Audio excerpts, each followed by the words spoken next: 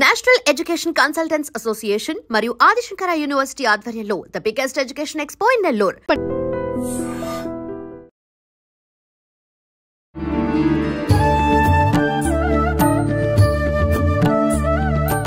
నమస్కారం, welcome to I dream. ధర్మ మార్గం విత్ విజిత కార్యక్రమానికి స్వాగతం.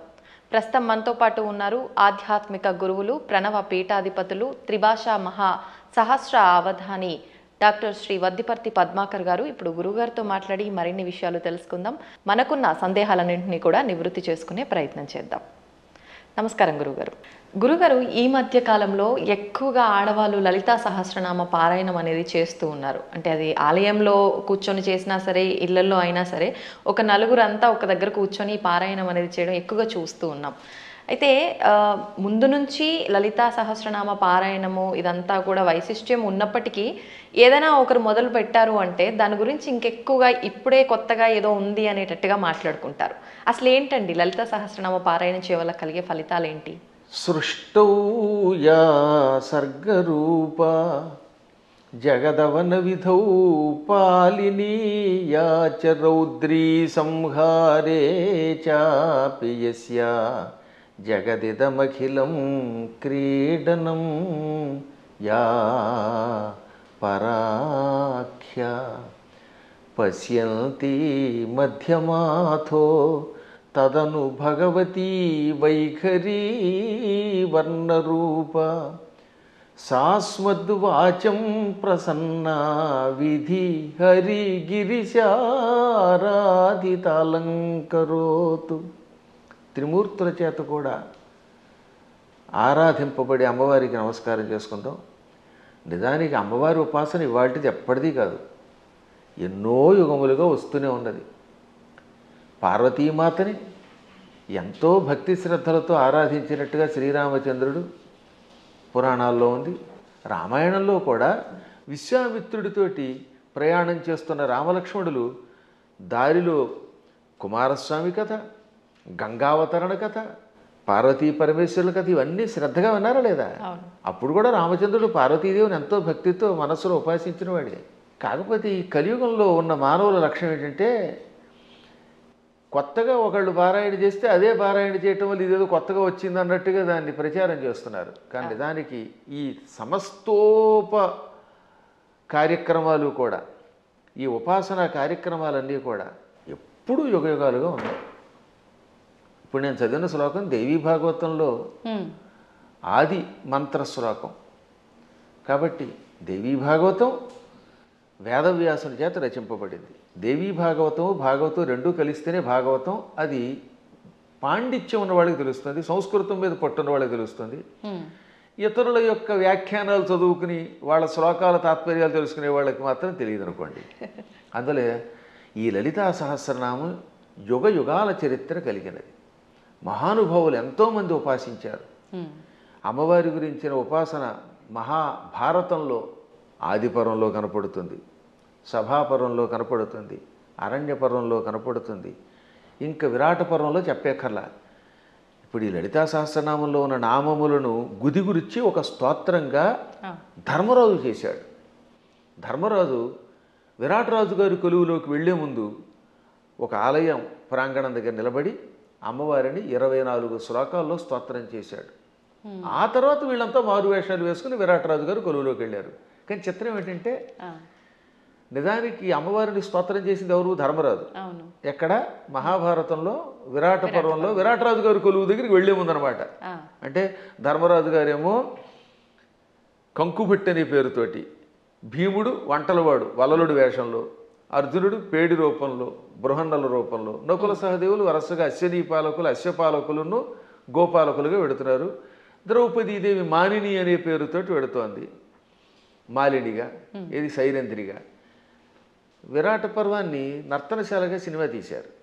అందులో ఏం చేశారనమాట, ధర్మరాజు గారు అమ్మవారిని స్తోత్రం చేస్తే ద్రౌపది స్తోత్రం చేసినట్టుగా జననీ శివకామిని అని పాట పెట్టారు. నిజానికి జననీ శివకామిని అందంగా పీసుశీల గారు అద్భుతంగా పాడిన స్తోత్రం నిజానికి ఎవరు చేశారన్నమాట? అది ఆ స్తోత్రం ధర్మరాజు చేశాడు. కాబట్టి ధర్మరాజు కూడా అమ్మవారిని ఉపాసన చేశాడు. ఇక ఆ తరువాత మరికొద్ది సేపట్లో భగవద్గీత ప్రారంభమవుతుందనగా అర్జునుడు అమ్మవారిని 14 శ్లోకాల్లో స్తోత్రం చేశాడు. నమస్తే సిద్ధశానాని ఆర్యే మందర వాసిని కుమారి కాళి కాపాలి కపిలే కృష్ణ పింగళే భద్రకాళి నమస్తుభ్యం మహాకాళి నమోస్తుతే చండి చండి నమస్తుభ్యం తారిణి వరవర్ణిని అంటూ 14 శ్లోకములతో అమ్మవారిని స్తోత్రం చేశాడు. ఆ స్తోత్రాల్లో ఉన్న నామాలన్నీ లలితా సహస్రనామంలోవే. వాటిని ఇంకొక రకంగా గుదిగుచ్చి ఈయన స్తోత్రం చేశాడు. కాబట్టి వీళ్ళు అమ్మవారిని ఉపాసించారు. కాబట్టి అమ్మవారిని ఉపాసించటం అర్జునుడు చేశాడు కృష్ణుడి సలహా మీద, ధర్మరాజు గారు చేశారు. ఇంకా ఆశ్చర్యం, మనందరం ఎంతో ప్రామాణికంగా భావించే భాగవతం ఉందా? అవునండి. ఈ భాగవతంలో ద్వారకా నగరంలో శ్రీకృష్ణ పరమాత్ముడు సత్యభామాదేవి యొక్క తండ్రి సత్రాజిత్ అభాండం వేస్తే అభాండం నుంచి బయటపడడం కోసం వెళ్ళాడు. ఏది? మణి కోసం, శమంతక మణి కోసం. ఆయన ఎప్పటికీ రాకపోతే 28 రోజులు రాలేదు ఆయన. ఆ లోపు అమ్మవారిని స్తోత్రం చేశారు, అమ్మవారిని పూజించారు. ఎవరు? ఆయన భార్య రుక్మిణీదేవి, పక్కనున్నటువంటి మహానుభావుడు దేవకి వసుదేవులు అందరూ కూడా అమ్మవారిని పూజించారు. అప్పుడు అమ్మవారు ఏమంటుంది? బాలామణితో మణితో హేలాగతి వచ్చు వనరు హేక్షణుడనుతు అని అమ్మవారు పలికింది. తొందరలో శ్రీకృష్ణ పరమాత్ముడు భామామణితో వస్తాడు. అక్కడ భామామణి అంటే జాంబవతి, జాంబవతిని తీసుకొస్తాడు, మణితో వస్తాడు, జాంబవంతుడిని జయిస్తాడు, ఆయనకి కీర్తి వస్తుంది అని అమ్మవారు పలికింది. కాబట్టి సాక్షాత్తు శ్రీకృష్ణ పరమాత్ముడు అంతటి వాడు పునఃస్థాపన చేసిన ద్వారకా నగరానికి అధిష్టాన దేవత అంబిక. అంబిక అనే పేరుతో ఉన్నది. ఈ భాగవతంలో ఉన్నది, ఇంకెవరో పద్మాకర్ గారు రాసింది కాదు. కాబట్టి అమ్మవారి ఉపాసన ఎంత ప్రాచీనమో ఆలోచించండి. అలా ప్రాచీన కాలం నుంచి అందరూ అమ్మవారిని ఉపాసిస్తున్నారు. శక్తిని ఉపాసించకుండా ఎవడుంటాడు? ఇప్పుడు వెర్రి పెరిగిపోయి కొట్టుకోవడాలు పెరిగిపోయాయి. కాబట్టి అమ్మ లలితా సహస్రనామాలు, ఈ అమ్మవారి ఉపాసన యుగయుగాల చరిత్ర కలిగినది. అందులో ఇప్పుడు ఏంటంటే కలియుగంలో శక్తి కల్పం అవటం వల్ల ఎక్కువ పెరుగుతుందట. దీనివల్ల ఎక్కువ లాభం కూడా ఉన్నది. ఇప్పుడు మేము ఉన్నాం, నిత్యం చేసేది భాగవత సప్తాహం. నాకు కృష్ణ పరమాత్ముడు ఎంతో అమ్మవారి ఉపాసనతో చేసే ఉపాసనేమో అమ్మవారిది, కానీ మానసికంగా లోపల కనబడేది కృష్ణుడు. అర్చన అభిషేకం చేసేది శివుణ్ణి. కాబట్టి శివుడైనా కృష్ణుడైనా అమ్మైనా ఉన్నది ఒకే చైతన్య స్వరూపం. ఆ జ్ఞానం కలిగిన వాడు, వాడి స్థాయి వేరు. జ్ఞానం లేనప్పుడు రూపాలతో మాత్రమే కొట్టుకునే అజ్ఞానుల స్థాయి వేరు. అందుకే లలితా సహస్రనామం వీటికి అతీతమైన చైతన్య స్వరూపం అది. గురుగారు, ఇప్పుడు మీరు అన్నారు అమ్మవారైనా కృష్ణుడైనా శివుడైనా అంతా ఒకటే శక్తి స్వరూపము, మూర్ఖులు అని చెప్పి. ఈ మధ్య కాలంలోనే నాకు జరిగిన ఒక ఎక్స్పీరియన్స్, నేను ఎక్కువగా శివుణ్ణి ఆరాధిస్తూ ఉంటా. ఎందుకు అనవసరంగా నువ్వు శివుణ్ణి ఆరాధిస్తున్నావు, అమ్మవారిని పట్టుకో, శివుణ్ణి ఆరాధిస్తే ఏం ఫలితం లేదు, వాడు పిచ్చోడు, ఇంకా ఎక్కువ ఇబ్బందులు పెడతాడు అని చెప్పి అన్నారు. దానికి నేను ఏం సమాధానం చెప్పాలంటారు? నేను ఎలా నిర్ణయం తీసుకోవాలంటారు? అవతల మూర్ఖులు అయితే వాళ్ళకి ఏం సమాధానం చెప్పద్దు, మన పని మనం చేసేద్దాం. కొంచెం జ్ఞాని అయితే అజ్ఞానంతో కాకుండా కొంత జ్ఞానం కలిగితే వాడికి సమాధానం చెప్పచ్చు. అందుకే భర్తృహరి సుభాషితాలు చాలా గొప్పవి. అజ్ఞ సుఖమారాధ్య. అజ్ఞ అంటే ఏమీ తెలియని వాడు ఉన్నాడు, మూర్ఖుడుగా. వాడు మూర్ఖుడు కాదు, ఏమీ తెలియని వాడు. ఏమీ తెలియని వాడికి బాగు చేయొచ్చట. అజ్ఞ అంటే ఏమీ తెలియని వాడు, సుఖం ఆరాధ్య బాగా చెప్పడానికి అర్హుడు. ఏమీ తెలియని వాడు కూర్చోబెట్టి చెప్పచ్చు. అంతే. సుఖతరం ఆరాధ్యతే విశేషజ్ఞ. బాగా చదువుకున్న పండితుడికి చెప్పచ్చు, ఏమీ తెలియని వాడికి చెప్పచ్చు, బాగా తెలిసిన వాడికి చెప్పచ్చు. జ్ఞానలవ దుర్విదగ్ధం బ్రహ్మాపి నరన్నరంజయతి. జ్ఞానలవ దుర్విదగ్ధుడు అంటే అర్థం ఏంటనమాట? తెలుసున్నది ఎంత, లవము అంటే కొంచెం, కొంచెం తెలుసు కానీ అన్నీ తెలుసని వాడికి అహంకారం. ఈ మధ్యన అలాంటి వాళ్ళు ఎక్కువైపోయారంట యూట్యూబ్లో. వాడికి ఏం తెలియదు, నాకు తెలుసని అహంకారం. అలాంటి మూర్ఖుణ్ణి బ్రహ్మాపి నరన్నరంజయతి. అటువంటి నరుణ్ణి బ్రహ్మ కూడా బాగు చేయలేట. వాడికి ఏం చెప్పలేడు, బ్రహ్మ వచ్చి చెప్పినా వెండవాడు. అందుకే కొంతమంది మూర్ఖులు చూసారా, నేను దేవుడు చెప్పినా చేయను, దేవుడు వచ్చి దిగొచ్చినా విన్నంటాడు. వీడి మొహానికి దేవుడు దిగి వస్తాడా? ఏ దేవుడే కదా, దెయ్యం కూడా దిగిరాదు. అంచేత అటువంటి వాళ్ళకి మనం చెప్పక్కర్లేదు, మన పని మనం చేయాలి. కానీ ఒక గొప్ప అద్భుతమైన శ్లోకం ఆది శంకరాచార్యుల వారు మనలాంటి వాళ్ళ కోసమని దేవి అపరాధ క్షమాపణ స్తోత్రంలో రాశారు. ఆ స్తోత్రం పేరేంటి? దేవి అపరాధ క్షమార్పణ స్తోత్రం. అమ్మా నన్ను క్షమించు అని చిట్ట చివరి చెప్పే స్తోత్రం.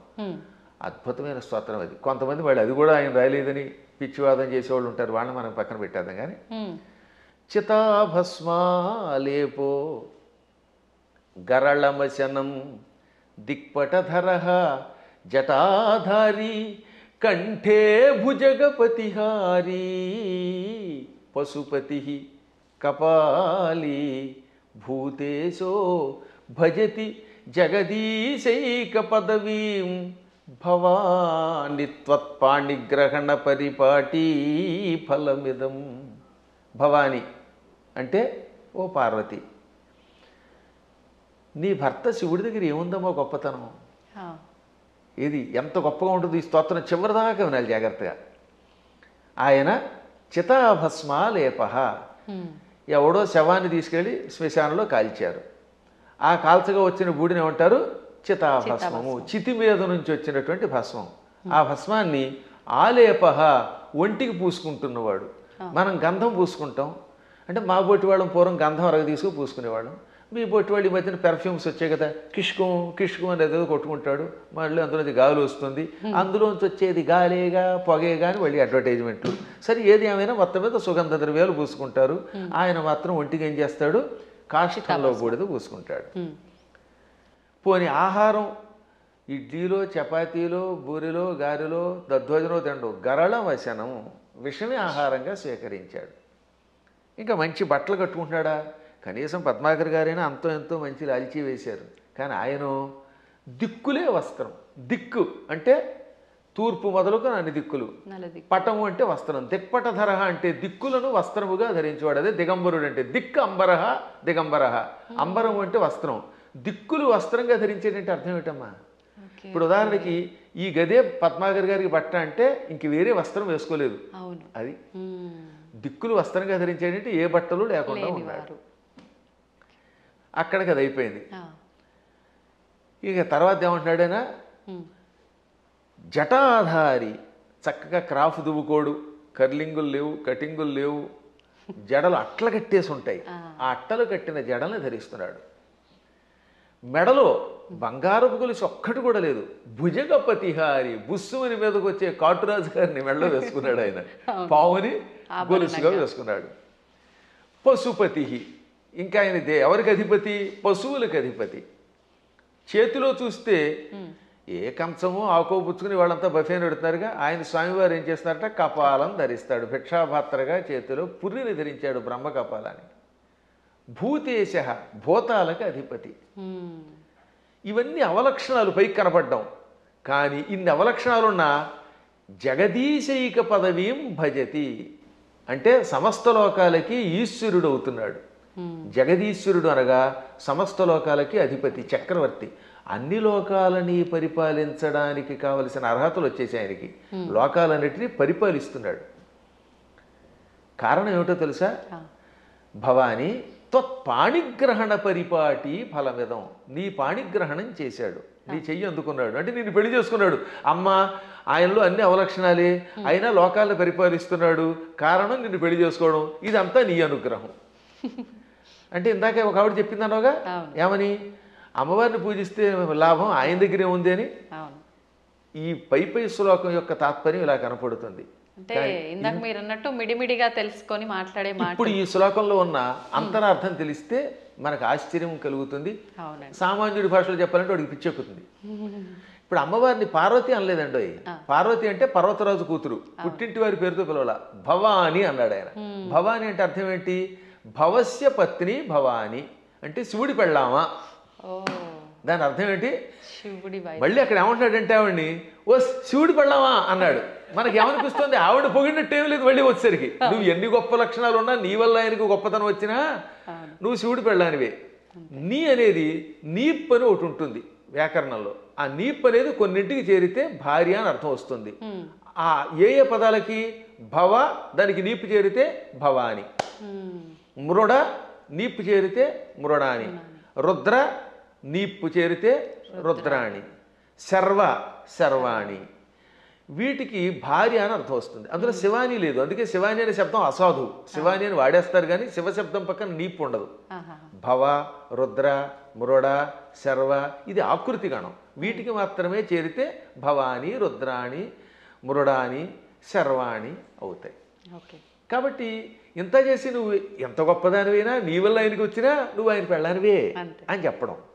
ఇంకా పైకి వద్దాం. ఇందాక చెప్పినవి ఈ ప్రపంచంలో ఎవడైనా కాష్టంలో ఉన్న బూడిదను పూసుకుంటాడా? మీకు ఎంతో స్నేహితుడు ఒక ఆయన ఉన్నాడండి, ఎంతో ఇష్టుడు ఒక ఆయన ఉన్నాడు. ఆ గొప్ప వ్యక్తి ఒక ఆయన తాతగారు అంటే చాలా ఇష్టపడతాడు. ఆ తాతగారు పోయారనుకుందాం. ఆ తాత లేకపోతే బతకలేనన్నవాడు ఆ తాతగారి శరీరం కాలిపోయాక ఆ బూడిద పూసుకుంటాడా? అస్సలు ఒక్క శివుడు మాత్రమే తన భక్తులు తనను ఉపాసించాక వాడు నా భక్తుడు, వాడు నాకు ఎంతో ఇష్టుడు అని వాడు చావగానే వాడి శరీరాన్ని శ్మశానంలో కాలిస్తే రారా నాయనా అని వాడి బూడిదని ఒంటికి పూసుకుంటున్నాడు. ఆ బూడిద పూసుకోగానే వాడు శాశ్వతంగా కైలాసానికి వెడుతున్నాడు. అంటే ఆ భక్తుడి మీద ఆయనకి ఎంత ఇష్టం. ఈ ప్రపంచంలో ఇంత ప్రేమగా చూసే దేవుడు ఇంకెవడన్నా ఉన్నాడా? ఒకసారి ఆలోచించండి. భక్తుడి యొక్క కాష్టంలో బూడిదని ఒంటి మీద గంధంలా పూసుకునే ఏకైక కరుణామూర్తి శివుడే. ఆయనకి మాత్రమే శక్తి ఉంది, ఇంకెవడో పూసుకోలేడు. పూసుకుంటే చస్తాడు, బ్యాక్టీరియా వచ్చి చచ్చిపోతాడు ముందు. రెండవది గరళ మశనం. పాలసముద్రం చిలికారు. ఈ పాలసముద్రంలో అమృతం వస్తుందనుకుంటే మొట్టమొదటి పుట్టింది విషం. భయంకర కాలకోట విషానికి లోకాలన్నీ కాలి బూడిదైపోయాయి. అందులోంచి పొగొచ్చింది. అందరూ దిక్కులేక శివ రక్షించమని ఆయన దగ్గరికి వెళ్ళారు. ఒక్కడు తాగాడా దాన్ని ఎవడన్నా? ఇంతమంది సోకాళ్ళు దేవతల్లో ఒక్కడైనా దాన్ని తాగి రక్షించాడా? ఒక్క శివుడు మాత్రం పార్వతి కేసు తిరిగి, పార్వతి వీళ్ళు నా పిల్లలు రక్షించమని అడిగారు, తాగేస్తున్నాను అన్నాడు ఆయన. అప్పుడు భార్య తాగమంటుందండి నిజంగాను? ఏ భార్య అయినా సరే, ఏమండి వాళ్ళకి మతి లేకపోతే మీకు మతి లేదా? బాబోయ్ నా మంగళసూత్రం గట్టిగా ఉండాలి, మీరు తాగద్దనాలా? కానీ ఆవిడే ఉంది, తాగేయండి. అందుకే పోతన గారు అక్కడ ఒక అద్భుతమైన పద్యం రాశారు భాగవతంలో అష్టమ స్కంధంలో. మృంగెడివాడు విభుండని. మింగేవాడు తన భర్తని తెలుసు. ఆ మింగేవాడు తన భర్త అని ఆవిడ తెలియదా? తెలుసు. మృంగెడిదియు గరళమనియు. ఆయన మింగేది గరళం, విషం తప్ప అమృతం కూల్ డ్రింకు కాదని ఆవిడికి తెలుసు. అది తాగితే ఏం జరుగుతుందో కూడా తెలుసు. అది ఇంకోటి ఎవడన్నా తాగితే చచ్చిపోతాడే తెలుసు. అయినా మేలని ప్రజకుల్ మృంగుమనే సర్వమంగళ మంగళ సూత్రంబునెంత మది నమ్మినదో. ఎంత అద్భుతమైన పద్యం. అయినా ఈ సృష్టి అంతా తన పిల్లలు, మా పిల్లలు బాగుండాలి, వాళ్ళ కోసం ఏమైనా పర్వాలేదు అని త్రాగమన్నది. తాగమండవే కాదు, తన మంగళసూత్రాన్ని అంత నమ్మింది. శివుడు నా మెడలో మంగళసూత్రం కట్టాడు, కట్టాక ఆయనకి ఏం అవ్వదు. నా మెడలో ఆయన కట్టిన మంగళసూత్రం ఉండగా ఈ విషయం కూడా ఆయన ఏమీ చేయదనే నమ్మకంతో తాగమన్నదట. అది వాళ్ళ దంపత్య యొక్క బంధం. ఆ దంపతులు ఇద్దరిలో ఎవరు గొప్ప ఎవరు తక్కువ అంటే అది అజ్ఞానం. ఈవిడ వల్ల ఆయన, ఆయన వల్ల ఈవిడ. ఇంతకీ ఎందుకు చెప్తున్నానంటే నేను అంతటి కాలకోట విషమును టక్కన చేతిలోకి తీసుకుని ఇంత నేరేడు పండు ముద్దగా మార్చి మింగాడు ఆయన. మింగడం కూడా కంఠంలో ఎక్కడ పెట్టుకున్నాడు? సరిగ్గా ఈ కంఠం దగ్గర పెట్టాడు. లోపల లోకాలు ఉన్నాయట, బయట లోకాలు ఉన్నాయి. విషం బయట ఉంటే బయట ఉన్న లోకాలని బూడిద చేస్తుంది. కడుపులోకి వెడితే కడుపులో ఉన్న లోకాలు బూడిదైపోతాయి. ఇక లోకములు లేని ఏకైక స్థానం ఆయన కంఠాన్ని మాత్రమే అట్టే పెట్టాడు. కంఠంలో లోకాలు లేవు, అందుకని గొంతుకులో పెట్టాడు. ఇక్కడుంటే ఎవరికీ ప్రమాదం లేదు కనుక. ఇప్పుడు మీకు ఒక కాఫీ ఇస్తాం, తాగండి. తాగి నాలుక మీద కానీ కడుపులోకి కానీ పంపకుండా గొంతుకులో అట్టే పెట్టగలరా? అస్సలు సాధ్యం. గుట్టక వేస్తే టక్కన కిందకి దిగిపోవాల్సిందే, లేదా అతి కష్టమే నోట్లో పెట్టాలి. అది కూడా ఎంతసేపు పెట్టగలం? బయటనే ఉమ్మాలి, అవునా? అటువంటిది అంత కాలకోట విషయాన్ని ఇక్కడ బంధించే శక్తి ఏ దేవతకు ఉంది? ఒక్క శివుడికి ఉన్నది. అందుకే తెల్లని శివుడి శరీరం కూడా, శివుడు కూడా నాలా అందంగా తెల్లగా ఉండేవాడు. ఈ విషం కంఠంలోకి వెళ్ళాక నీలంగా మారిపోయి శ్రీకంఠుడు గరళకంఠుడు అయ్యాడు. అది ఆయనకు ఒక ఆభరణం అయింది, కీర్తి తెచ్చిపెట్టింది. అందువల్ల గరళ వచనం అంటే అంతటి విషాన్ని ఆహారంగా స్వీకరించి గొంతుకులో పెట్టినవాడు ఆయన తప్ప ఎవడున్నాడమ్మా? ఇంకా ఆకాశాన్ని జుట్టుగా మార్చుకొని అట్లగట్టేలా జడలు పెట్టాడు. ఆకాశంలో ఉన్న మబ్బులు అవన్నీ ఆయనకి కేశములైపోయాయి. వ్యోమకేశుడు ఆయన, అందువల్ల జటాధారి. మెడలో వాసుకి అని పిలువబడే ఒక భయంకర సర్పాన్ని ఎవడు పెట్టుకోగలుగుతాడు? ప్రపంచంలో పాముల్ని భరించే శక్తి ఇద్దరుకుంది. ఒక ఆయన పాము మీద పడుకున్నాడు, శ్రీ మహావిష్ణువు ఆదిశేషుడి మీద. ఇంకోటి ఎవడు ఆయన భరించలేడు. ఆ వాసుకినేమో మెడలో ఈయన గొలుసులో వేసుకున్నాడు. అలా విషసర్పమును కూడా ఆభరణంగా ధరించావు.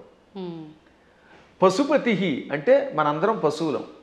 జీవులందరినీ ఏమంటారు? పశువులు. ఇంగ్లీష్లో కూడా man is a social animal అంటారు, గుర్తుపెట్టుకోండి. సంస్కృతంలో కూడా అంతే. పశువులు జంతువునాం నరజన్మ దుర్లభం. ఈ జంతువులలో మానవ జన్మే దుర్లభము. కాబట్టి ఏ లాంగ్వేజ్లో అయినా సరే పశు శబ్దమునకు ప్రాణులు అని అర్థం. ప్రాణులందరినీ పరిపాలించేవాడు ఆయన పశుపతి అంటే. ఇంకా కపాలి, బ్రహ్మ కపాలాన్ని చేత్తో పట్టుకుని బ్రహ్మ యొక్క అహంకారాన్ని నడిచి యావజ్జీవితం చేతిలో పెట్టుకుని అందులో భోజనం పెట్టేవాడు ఎవడు అంటే కపాలి. అంటే ఇన్ని సంపదలున్నా అష్టసిద్ధులున్నా పార్వతి భార్య అయినా భిక్షాపాత్రని చేత ధరించి ఎవడైనా చివరికి భిక్షుకుడే. ఈ ప్రపంచంలో నేను భిక్షుకుడే, నువ్వు భిక్షుకుడివే, ఒకళ్ళొకళ్ళు యాచించుకోవాలి అని చెబుతున్న మహానుభావుడైన ఒక్కడే. ఓకే.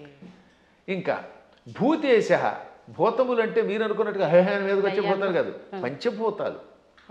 ఈ పృథివ్యాపస్తేజో వాయురాకాశములు, భూమి, అగ్ని, జలము, వాయువు, ఆకాశం అనే పంచభూతములు, ఇక ప్రాణులు, వీళ్ళందరికీ అధిపతి. అందుకే ఆయన జగత్తుకి ఈశ్వరుడు అయ్యాడు. అందువల్ల నువ్వేం చేసావు? ఆయన గొప్పతనం గ్రహించి ఆయన కోసం తపస్సు చేసి ఆయనే భర్త అవ్వాలని దగ్గరికి వెళ్ళి పార్వతి అని పేరున్నదానివి భవాని అయిపోయావు, ఆయన భార్యవి. అందుకే ఇప్పటికి కూడా ఇంగ్లీష్ వాళ్ళు మన సంస్కృత సంప్రదాయాల్లో కొన్ని పాటిస్తున్నారు. ఉదాహరణకి పద్మాకర్ గారి భార్య ఉంది, ఆవిడ ఏమన్నా మిసెస్ పద్మాకర్ అంటారా లేదా? అంటారు. రంగవేణి గారిని పిలవకుండా అంటే భవానీలాగా. పార్వతి కాస్త ఆయన భార్య అయ్యాక మిసెస్ శివ అయ్యింది, ఆ మాట భవానీ అన్నాం అంతే టెక్నిక్గా. అంటే ఎంత గొప్ప శక్తి!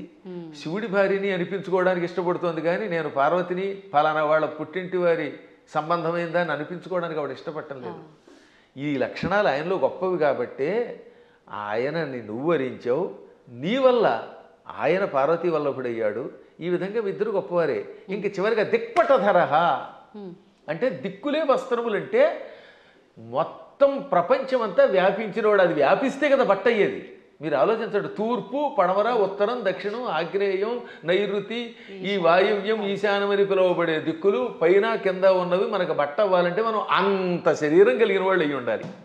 ఇప్పుడు నాకు ఈ గది బట్ట అవ్వాలంటే నేను గది అంతా నిండిపోవాలి, అప్పుడు ఈ గదిని నేను బట్టగా ధరించగలను. అవునా?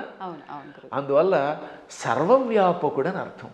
అటువంటి వాళ్ళ యొక్క గొప్పతనాన్ని గ్రహించలేక శివుడిని పూజిస్తే కష్టం వస్తాయి, పార్వతిని పూజించని, లేక పార్వతిని పూజించకు శివుడిని పూజించని, లేక ఈ ఇద్దరిని పూజించి విష్ణువుని పూజించగని, విష్ణువుని పూజించి వీళ్ళని పూజించకు అన్నాడంటే వాడు అజ్ఞాని, ఏ విధమైన ఉపాసనా బలం లేనివాడు.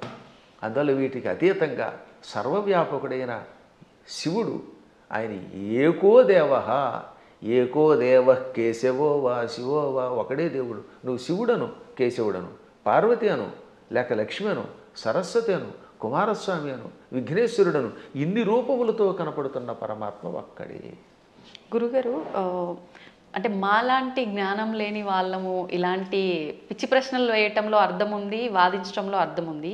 కానీ ఎంతో జ్ఞానం ఉండి నలుగురికి చెప్పే స్థాయిలో ఉన్నవాళ్ళు కూడా కొంతమంది శివకేశవుల ఇద్దరు భేదం చూపించి మేము శైవులము, మేము వైష్ణులము ఇలా మాట్లాడుతూ ఉంటారు కదా, మరి దాని గురించి ఏమంటారండి? అక్కడే అసలు వాళ్ళ జ్ఞానులు అనకూడదు, వాళ్ళు భక్తులు అంతే, మూఢభక్తులు. వాళ్ళు భక్తులే. మూఢభక్తి ఏం చేస్తుందో తెలుసా? ఆ రూపాన్ని తప్ప ఇంకోటి ఇష్టపడకుండా చేస్తుంది. మూఢభక్తి వల్ల కూడా ఎప్పుడో ఒకప్పుడు పరమాత్మ దగ్గరికి కడతారు అనుకోండి, అందులో సందేహం లేదు. జ్ఞానభక్తి కలిగిన వాడు అలా ఎందుకంటాడు?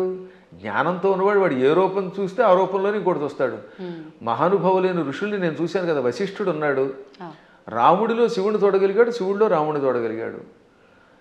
కైలాసాల్లో వైకుంఠం చూడగలిగాడు, వైకుంఠంలో కైలాసాన్ని చూడగలిగాడు. అమ్మవారి దగ్గరికి వెళ్ళారు. దుర్వాసుడు అన్ని లోకాలకి వెళ్ళాడు, విశ్వామిత్రుడు అలా అన్నీ చూడగలిగాడు.